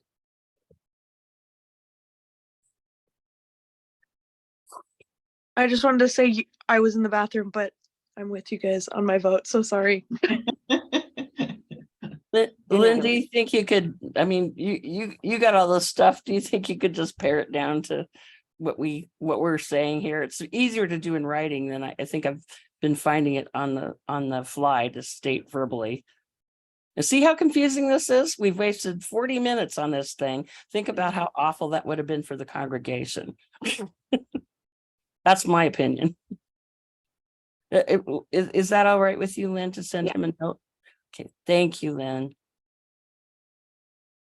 And who proposed the motion? Was it Lynn or Catherine? For the minutes.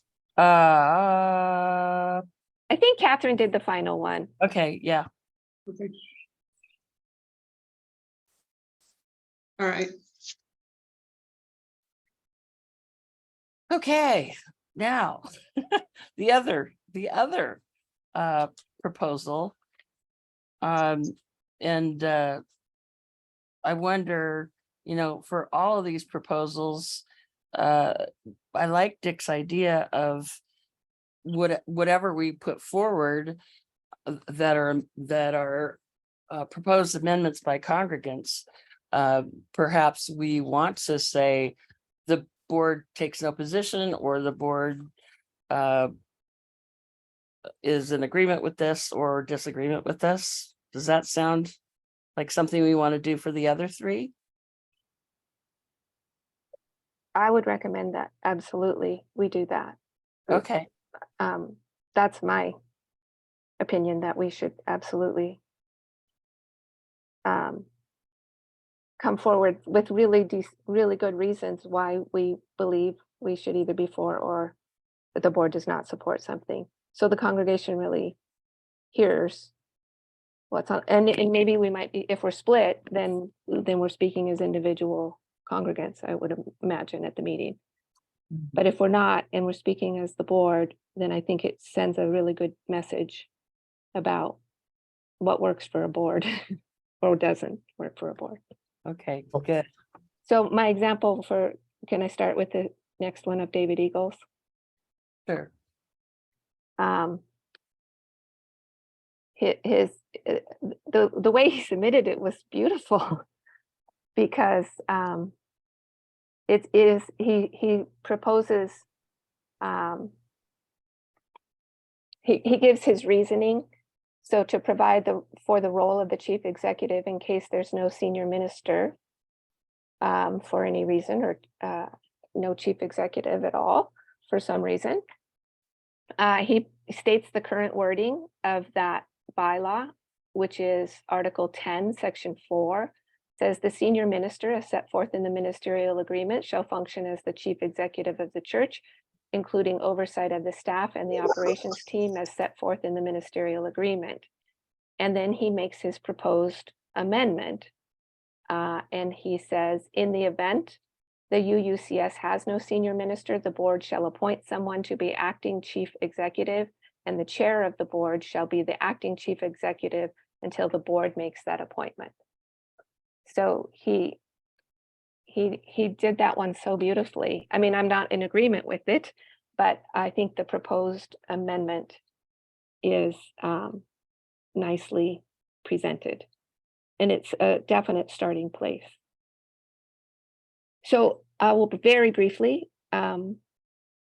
say my statement on why I am opposed to that is, oh, for heaven's sakes, if that had happened to me, if something had happened to Todd during the year that I was chair or board president, and I found myself chief executive of this church, that would have finished me in.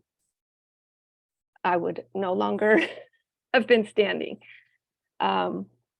So I believe it is a lovely suggestion. I don't think it is a really good idea to put that on one person, that role on one person. And I believe that we should, as a board, suggest that the board would come together and figure something out. But to say that it would be the president, I think we would be hard pressed to find future presidents willing I to step completely in. agree with that. What I can foresee is that if for some reason we suddenly did not have a senior minister, it would be an emergency board meeting to decide who would be in the position of a CEO at that point, at least in my mind.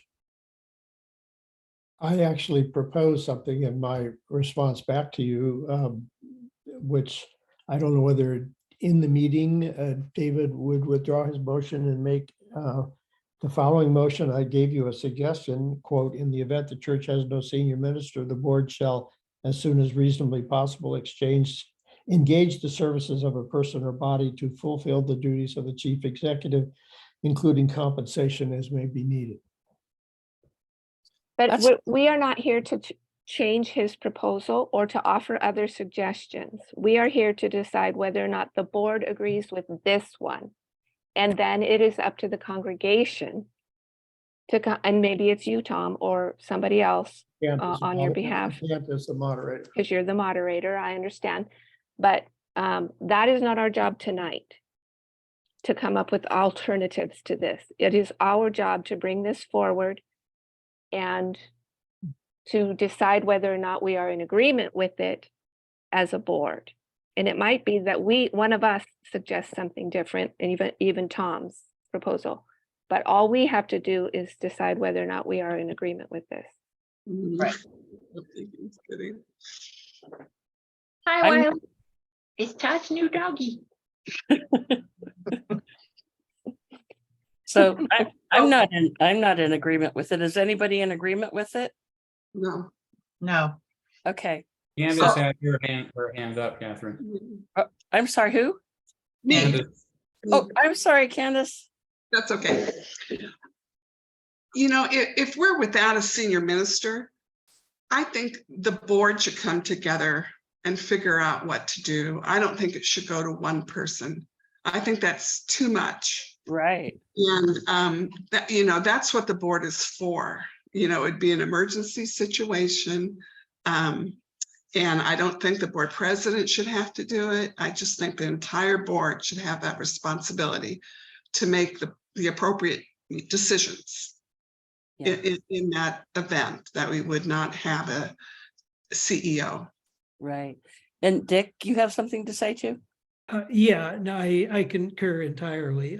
But the other thing that I wanted to say is, I agree with Lynn that this is really, I don't agree with the content, but I think the form is exactly right. And that in writing back to David Eagle, just say, for each of the points up above, do Yeah. exactly what you did for this thing. Exactly. Absolutely. Just follow the same word. Proposed amendment, purpose, current wording, proposed amendment change. I know, And- it's beautiful. Yeah. Yes. Yeah. That would be telling him how to do something better. So, Good. but I do think it's a great suggestion because he did such a beautiful job on the second one. So, Well, yeah, perhaps maybe it should be simply brought to the attention in passing to the entire congregation that we do have an example, although we don't agree with the contents, with how a proper amendment should look. Sarah, Right. did you have a question? You raised your hand for a second there. Okay, no. All right. So so are we without objection, can we say then that the board is letting the congregation know that the board does not recommend passing this motion? Do we have, so all Well- hands? What? On- Oh, somebody's saying something. well, my question is, we're not sending in something out ahead of time or doing anything like that. We're just as at the meeting saying this. Is that correct? I thought we were supposed to send out something about all the amendments that are proposed. No, or does it come just? The amendments the proposals have to go out because the congregation has to know what they're voting on. But I don't know whether or not the board says anything. Oh, in what goes I thought we just said that we like the idea of saying the board supports this, the board is not in favor of this, or we have no thoughts. in the meeting. That was my understanding, not in the notice that goes out, but I don't know. I don't know the answer to that question. Well, Dick was saying that Dick, I'll let you speak for yourself here. It was only my proposal, and it was based on proxy forms that I get from big corporations, and they send it out, and underneath they say, the board recommends a vote against, or the board recommends a vote for. And we might just do the very same thing and then have board members speak from that position at the meeting when it's brought to the I floor. see. Okay, I would like that. gotcha. Gotcha. Okay. I'm clearer now. Thank you.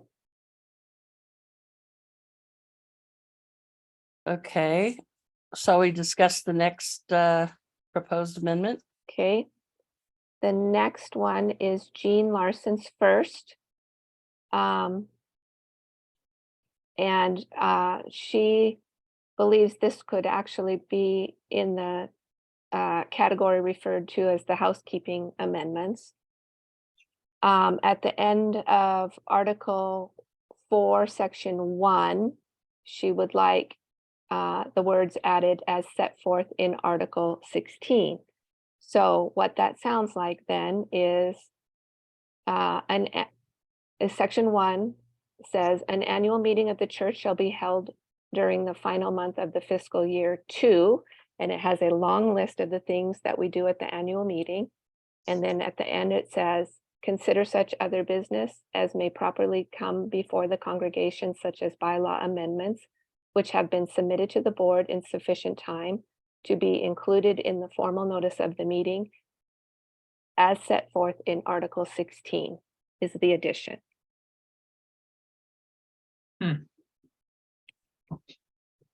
Article 16 is the amendments section. Okay. I don't care about this one. Well, let me say this regard to bylaws. It is customary when there is a same subject discussed in two different places. It's customary, not required, that you make a cross link between those two sections. In the section she's talking about, it says that an amendment can come forth, and in the section she's referring to, it puts some criteria on how those amendments can be submitted. So, it's a reasonable link, not required, but it kind of, in the interest of transparency, it's helpful. So should we, what does the board want to do?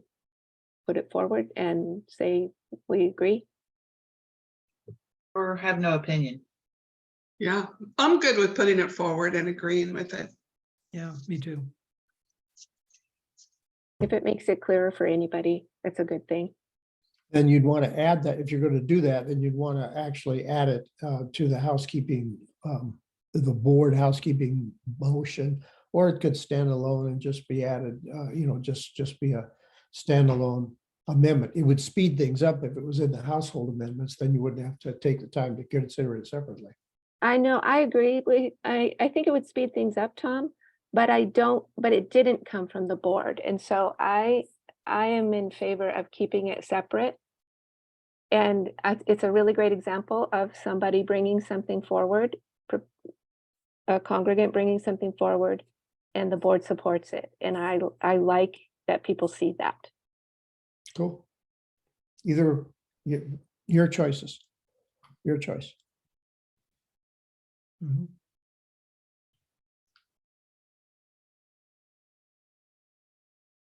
Well, the one thing that I don't like about it is to assure that there will always be a suggested number of 3 to 5 people. We're not on that one yet. Oh, I'm sorry, excuse me. All right, I got it. So the other one I'm in favor of. Okay, so the other one goes forward by itself, or do you want it to in the housekeeping amendment? No, by itself. By itself, By itself. with, what's that wording, Dick? The board, The board recommends a vote for. the board recommends a vote for. So a point of clarification, this housekeeping category, that's something if the board wanted to change the bylaws and made a proposed amendment, is that what? No, that our motion number 1 are all housekeeping amendments. We call them housekeeping amendments that the board is putting forward that we voted on last month. That's our Oh, motion. Oh, Or at you're, our, you're talking about whether to include this in that group. No, I don't think so. Yeah. I agree. Right. okay, Okay. so that one's done. And then Jean's second proposal is she wants the amendment to Article 7, Section 14, which is the article where board appointees are made, to say the board shall assure that there will always be a memorial garden team. The suggested number of members on the team is 3 to 5, with no limit to the duration of their terms of service. And I'll start. I am recommending that that this goes forward to the congregation, of course, and that the board does not support this amendment. I don't support it just because it doesn't allow for flexibility for how we're able to handle the memorial garden. Well, and we don't handle the memorial garden. That's right. So the memorial garden is not in our purview. It's not consistent with the rest of our bylaws. It's not consistent with policy governance. It's not. There's no way for the team or for the board to make sure. It's not clear what that means. That is just other language for appointing, basically. And these are people who volunteer to serve on a team, like many other teams in our church that the board does not appoint members to. Mhm. Yeah, I agree with that too, Lynn. And it seems to me that the teams that are mentioned in the bylaws have to do with operations, governance, and financial integrity. And there's lots of teams in the church that are very valuable to our congregation that are not mentioned in the bylaws. Mhm. So sure, yeah, so we could put that forward with the board not supporting it. Okay. Okay. Is everybody in agreement with that? Or we vote? Do we want to raise hands? Okay. All right. Done. Okay, so we're now on to Zoom management. Jean has her hand up. Oh, I'm sorry. Where's Jean? I'm not seeing Jean. I don't see Jean Yes, on. I'm here. Oh, there you are. I'm here. Did everyone read the reasoning behind this amendment? Yes. Yes. Yeah. Okay, that the Memorial Garden team is an essential team because the church has contracts with members to make sure that there always is a memorial garden and that it is kept up. And the main concern is that the memorial garden be mentioned in the bylaws somewhere. And originally I had said the board shall appoint the memorial garden team, and then I decided to make it a little more vague, just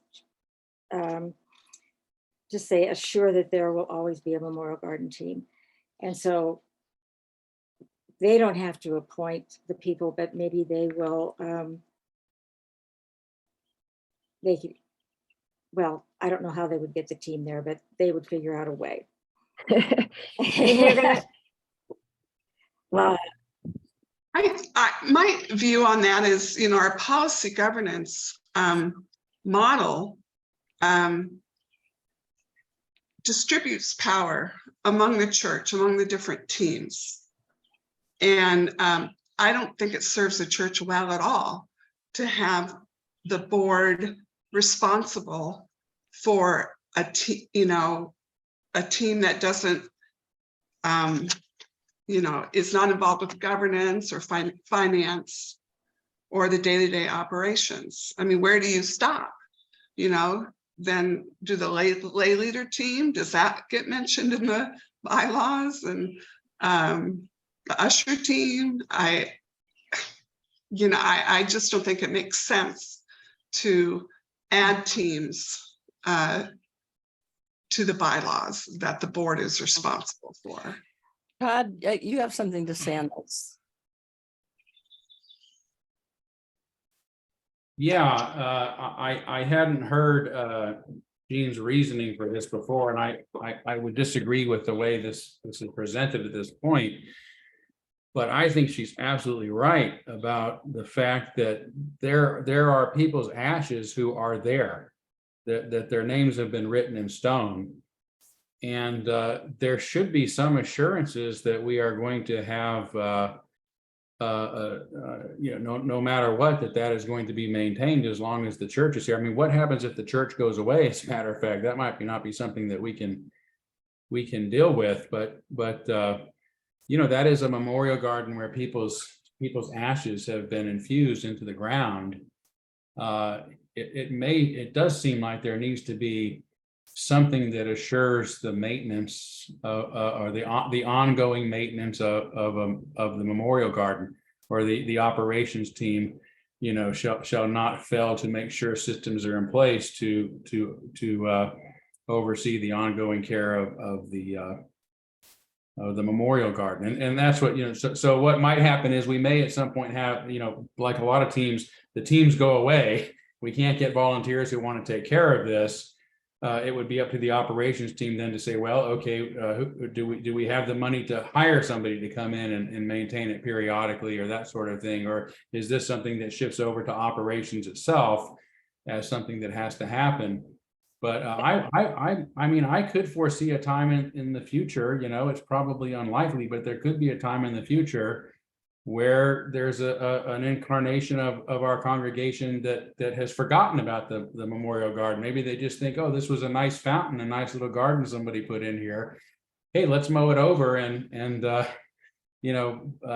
put something else in, or something to that effect. So I would be opposed at some point, maybe not this year at this point, but to some sort of policy in place that would help ensure that we understand the importance of maintaining a garden that has such important history embedded in the very soil.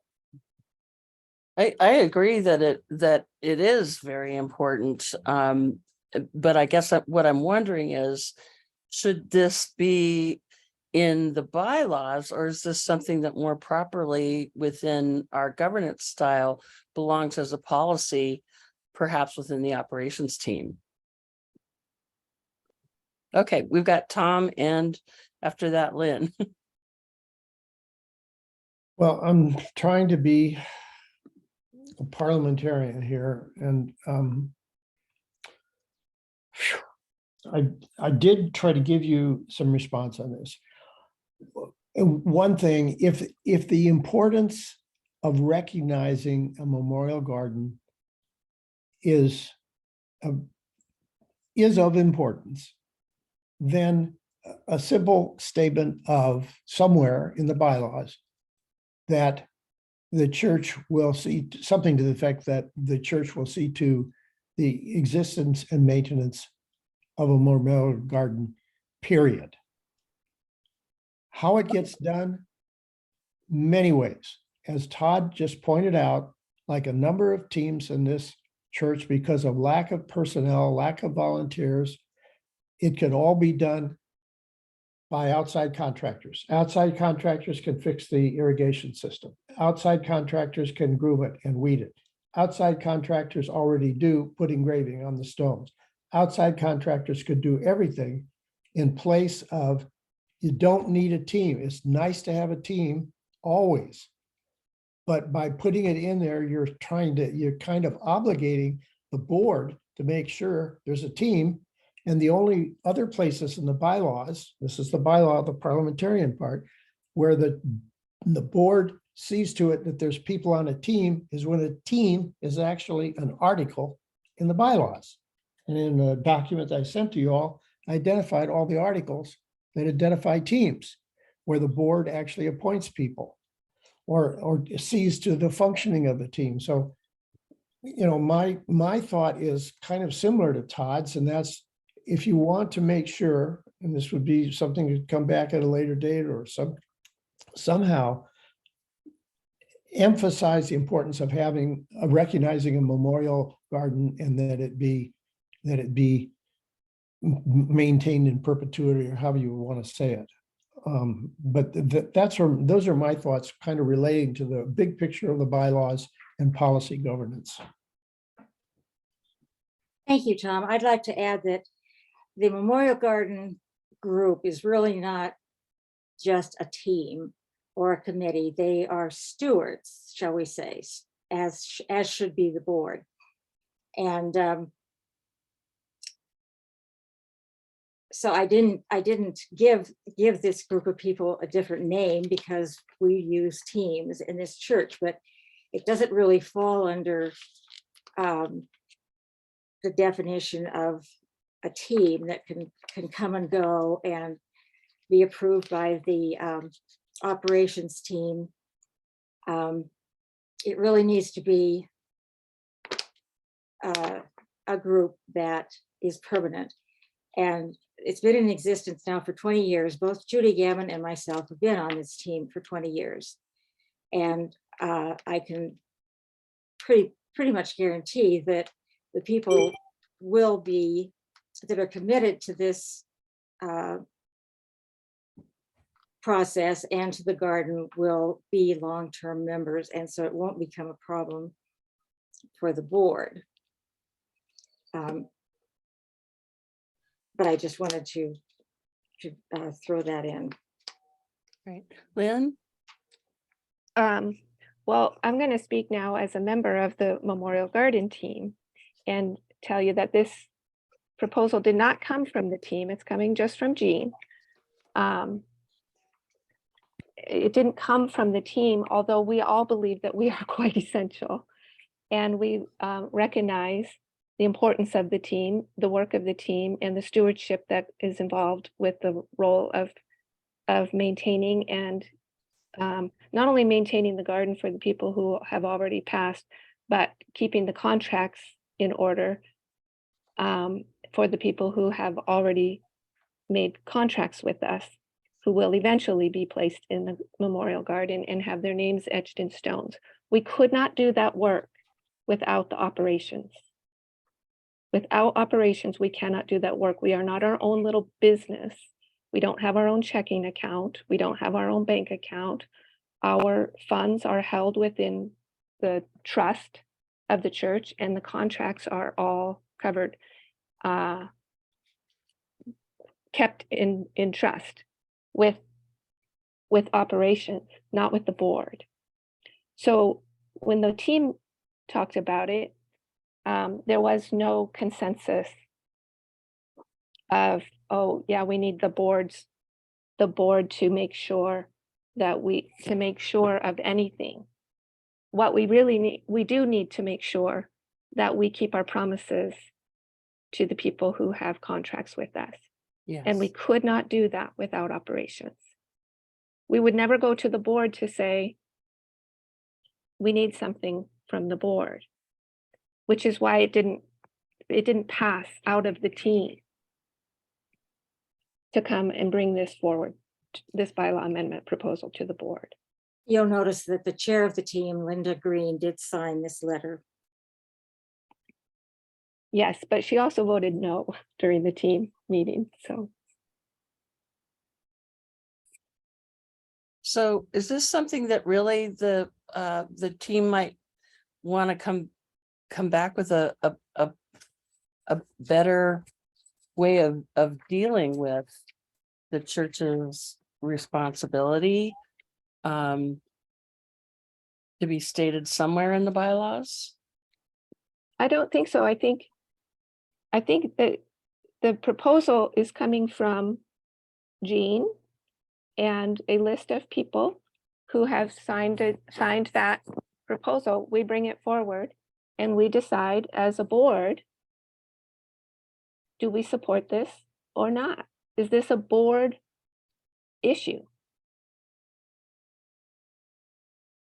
I don't think it is a board issue. I do agree that ultimately it's handled within the operations team. I'm just wondering if there's any place that it needs to be stated in our bylaws that that this is something that is to be honored and will be honored by our church. I just, You just don't think we need any. I think it's a amendments about separate it. issue. It's a separate issue, right? Because you can't correct the bylaw right now, so you've got to decide as a board if you're going to support the bylaw as presented. I mean, I agree. I think it's a good idea to have a brief remark in there about it, just to protect the folks we've contracted with and to honor those whose remains are there. But that's something that can come up next year or another time. But right now before you is the proposed amendment. And so the board, you have to decide if you want to support it, remain neutral on it, or not support it. So I would not want to support it as it is. same. Same. I have a question for Tom. Is it appropriate for the board to be voting on this? Because I'm sure at the annual meeting, when the congregation hears that the board doesn't approve this, this idea or this amendment, that they'll just agree with the board. Well, number one, they may not. Number two, it is appropriate. There isn't anything that prohibits it. And if there's a motion regarding the bylaws, it's appropriate for the board as a governing body to take a position on any amendment to its regulating rules. And from one sense, the congregation is not expected to be as detailed, have as much detailed knowledge, and should be able to refer to its governing board for its depth of wisdom and investigation.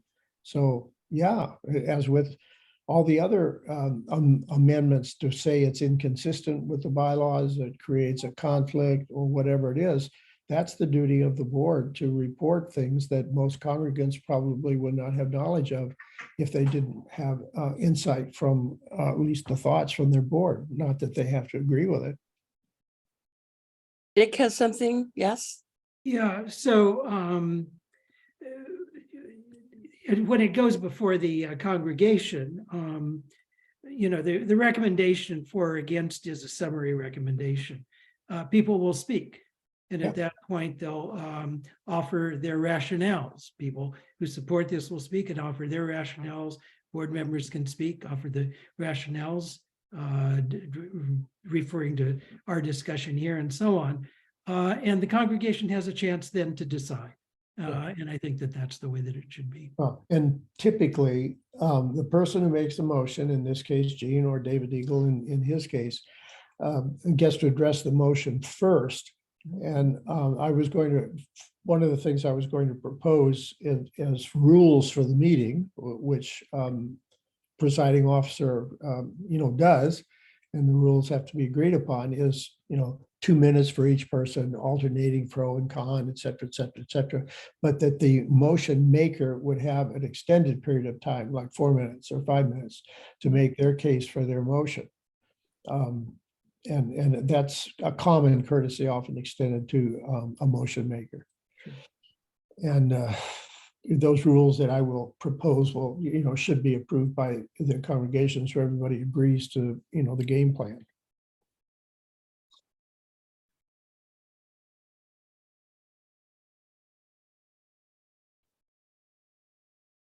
But the way it goes in the case here, Jean could be making the proposal as she stated it. The next person could be a board representative stating the board has a position against this.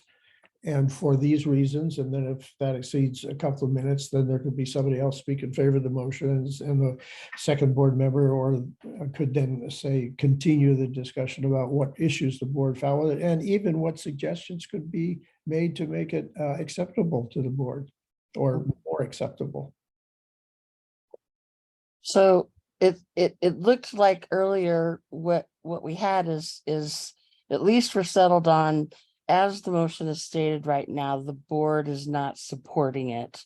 And we could then comment during that discussion period. Is there anyone on the board that supports the motion as it is?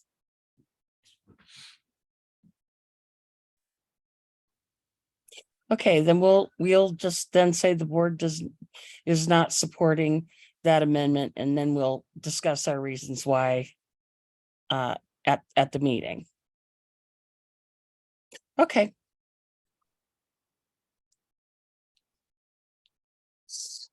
So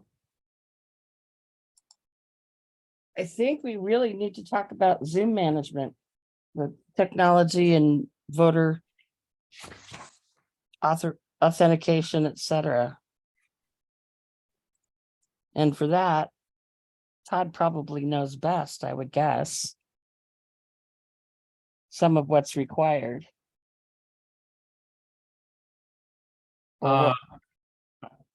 I don't. I mean, I think what's the easiest thing is going to be to, check people in the same way that you would people in person. So you're going to have 1 to 2 laptops so that people who are Zooming can, you can verify that their membership, and then allow them to vote by show of their gold hand. And then you're going to have somebody verify those hands are actually being raised by someone who has already been verified. So it's going to be a 2-step process instead of the in-person folks will have a red card, and those red cards go up, and those are what will be counted in this case, because you may have people who have Zoomed in who are not necessarily members, who may try to raise their gold hand. You're going to have that extra step of verifying that those hands actually are being shown by somebody who's a member who's been verified, and then count those. My guess is we're not going to have a lot of online voters, but we do have 80% of our members, 80% of our streamers are local members. Now 80% of our streamers are not Zoomers.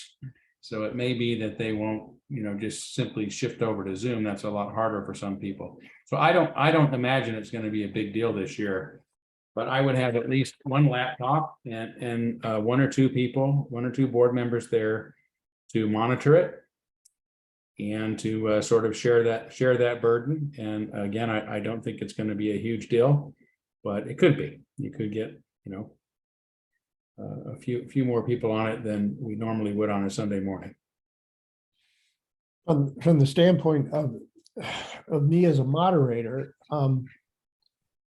I typically announce who the talliers are, and in the past we've done that. They've been, I think, the operations team or board members, I'm not sure which it was, that are counting each section, and there's going to have to be somebody that is designated to be responsible for those that would be voting electronically. And then when the tally comes forward, it's got to be a tally that includes all those votes, so that I can say that the motion, if it isn't apparent that it's so obvious, in a motion, say to approve the budget or something like that, where I could just say, majority rules, so to speak, then we're going to have a breakdown of a count.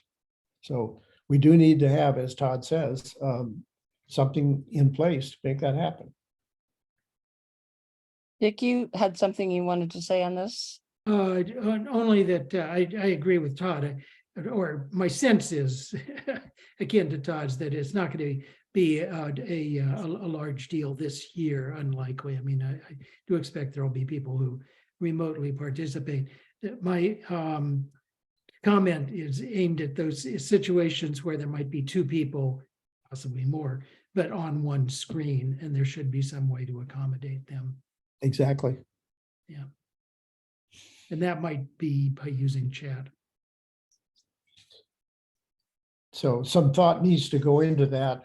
And I don't know who has that expertise. I sure don't. And I just need that it has to happen. Probably what we need soon, whether it's tonight or not, is for a board member or two to come forward who would be willing to handle that part of it, or at least to find volunteers that you would trust to take part of that for you, and then have those individuals work it out. I'm happy to consult, the best I can, and go over some ideas and talk about how we can get the information as quickly as possible and as accurately as possible. But probably doesn't make sense for us to brainstorm much about it as a group, as it will be to brainstorm with those who are actually willing to be responsible for that piece of it.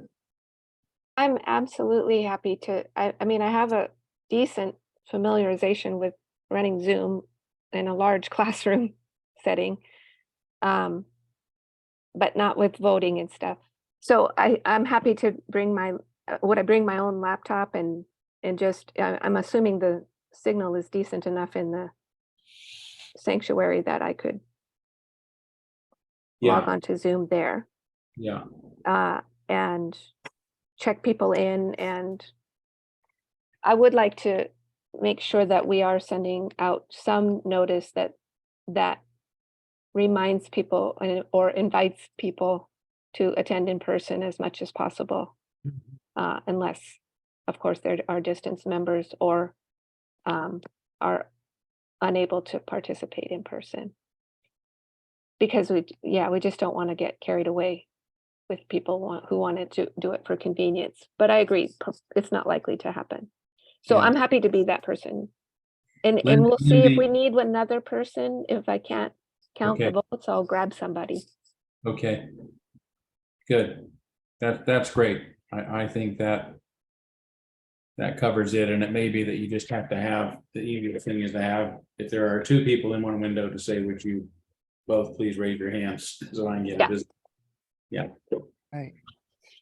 So I'm wondering, since it's 20 minutes after, for finalizing the agenda and procedures, is that something we need to do to have ready to go out in a packet by, say, Friday or something? Or do we have time for another meeting to do that? Or do we just have to power through tonight? I think we should power through tonight because that's our last thing and it should be quick. We've got an agenda. We've got a draft agenda. We've already talked it through, right? Could you pull it up on your screen, please, if you have it? Um, You need to have a timer also. Robert will time. Okay, Robert will time. I don't have counters yet, but I will. We'll get counters. Last year it was the Bradabos and the Gammons, and all four of them, each one took a section. And I will likely ask them again because I thought they did a fabulous job. I would just say for Doug Deaton and Sarah, who's fairly new to the board, and Doug who's coming on, it is rare that our board meetings go over this much. So don't want to scare you off. Sure. Yeah, no, it's very rare, and I think we're all dead tired, or at least I am right now. Let's see. Okay, got it. Too many folders, guys. When in the past, as I recall, weren't there some kind of lunch, a light lunch served or anything like that? Has anybody talked or thought about that? We did not do that last year. Didn't you? Okay. No, but it is a lovely idea. But A whole bunch of power bars. I'll bring bread if I can get it to rise. If anybody wants to organize it besides the board, okay. I know, it's a lot. Sarah, did you have something to say? I was just gonna ask if, what did I just do? Oh, if, or how many people typically come to the annual meeting in person? Or is it just completely depend on the year and there's really not a, I can't remember the exact number, but it's not usually a huge amount. It's over a quorum. I'd say 60-ish. Does that sound Yeah, about? that's what I recall, around 60, give or take Yeah. a few. The quorum will probably be, it's based on the numbers because it's a percentage of the membership. So, but the quorum is around typically 45 to 50, Yeah. depending on what the membership is. If the membership is dropped off, it might be less. okay. I was asking mostly because I didn't want to volunteer to take up the food thing if it was gonna be like, thousands of people, but I'd be happy to think that through because being new, a lot of this it feels a little out of my knowledge zone as of yet to volunteer for, but I'm happy to figure out something for refreshments for the meeting. Well, that's very kind. Thank you. It is very Yes, kind. thank you. And if I recall last year, guys, didn't the pastoral care team have cookies for us? Or was that for something else, Candace, that you and I? That was for the memorial service Oh. in January. Yeah. Oh, for the okay, yeah. Requiem. The Requiem service. Okay. Well, maybe we can, that Betty Bradabo, she might make us some cookies. Costco's Okay, we'll cookies. leave that to you, Sarah. I'm all over it. Right. All right, here's our draft agenda that we put together at our planning meeting.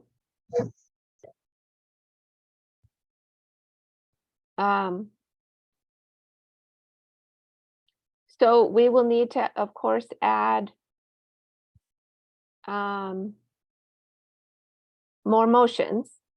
So we have 3 more motions to add.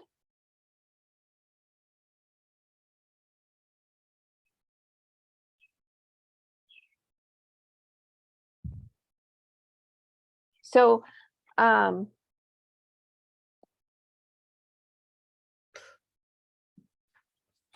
mean, I don't know about you, Tom, if you're available tomorrow at our usual time. Could we formalize documents tomorrow? Are you open? Let me check my calendar here. 18th. Yeah, I am. When do documents have to go out? What's the date? Everything has to be sent out? I think we decide it's that it's this Saturday, which means it effectively would have to be done on Friday. See, we counted that at one point. We need a calendar. It's June 4th, so that's good. Saturday. 14 days beforehand, that would be The 21st, Sunday, the 21st, this coming Sunday. I forget exactly how that bylaw reads. I have to look that up. Under notice of congregational meeting. I think somehow last time we counted, we ended up with Saturday. Well, Saturday would be the last mail day, I think. Well, yeah, that would be the email thing.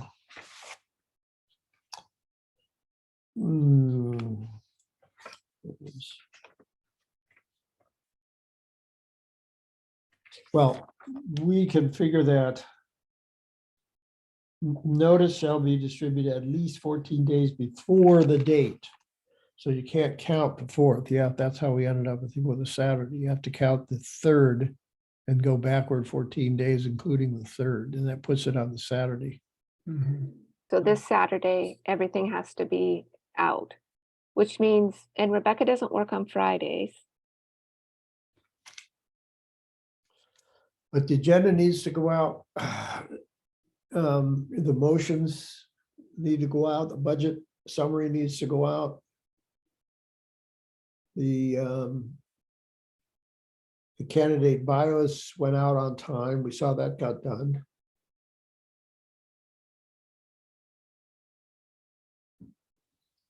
So if we have a list of the things that need to go out, and we finalize those documents and get the motions in order tomorrow, Todd, is it possible that Rebecca can, I mean, we don't meet till 1. Yeah. I don't know. If you let Rebecca know tomorrow fine. what the issue is, she has sent stuff out on Fridays and Saturdays before. Oftentimes, truthfully, Rebecca does work on Fridays. I just tell her, please don't tell people, because my understanding is that the office is truthfully, we changed that to I think it was a 30-hour position. And everybody who's been in it the last few years just comes in anyway and works all the time. And their hours are supposed to be Monday through Thursday. I think the office opens 10 to 2 or something like that. So that has not worked out with either Heather or Rebecca. So I always, give her lots of time to herself when she needs it. But she would graciously be happy to send that out on Friday, I'm sure, if you just let her know in advance. Okay, well, I'll be at church tomorrow morning for other things, and I will tell her that we are going to work on that and get that sent to her. I don't think there's anything, there won't be any surprises. The draft agenda, the motions we've all talked about tonight with a board approval, or a board doesn't recommend, whatever that pretty wording is. Yeah, not supported. Right. Yeah, and I've got, my whole morning is full, including a pretty important meeting about Mary. So That's okay. I couldn't meet before. That's okay. If we can meet at 1, Yeah, we can do it. We good? I think that may be everything. yeah. The thing we'll have to talk about is the format for listing the motions. And I don't know whether you want to, based on what you decided about David Eagle's more complex proposal, whether you want to even list that as a motion and just say anything, or whether you just don't want to list it at all. So I thought we already decided that we're writing him a letter and we're not putting that forward as a proposal. Yes. Okay. Right. Okay. Yep. Well, I want to thank everyone for their attention and contributions in so many ways. Really do appreciate you all. And I'll say goodnight for tonight. It's a meeting is adjourned. Thank you. Bye. I don't. Good night, everyone.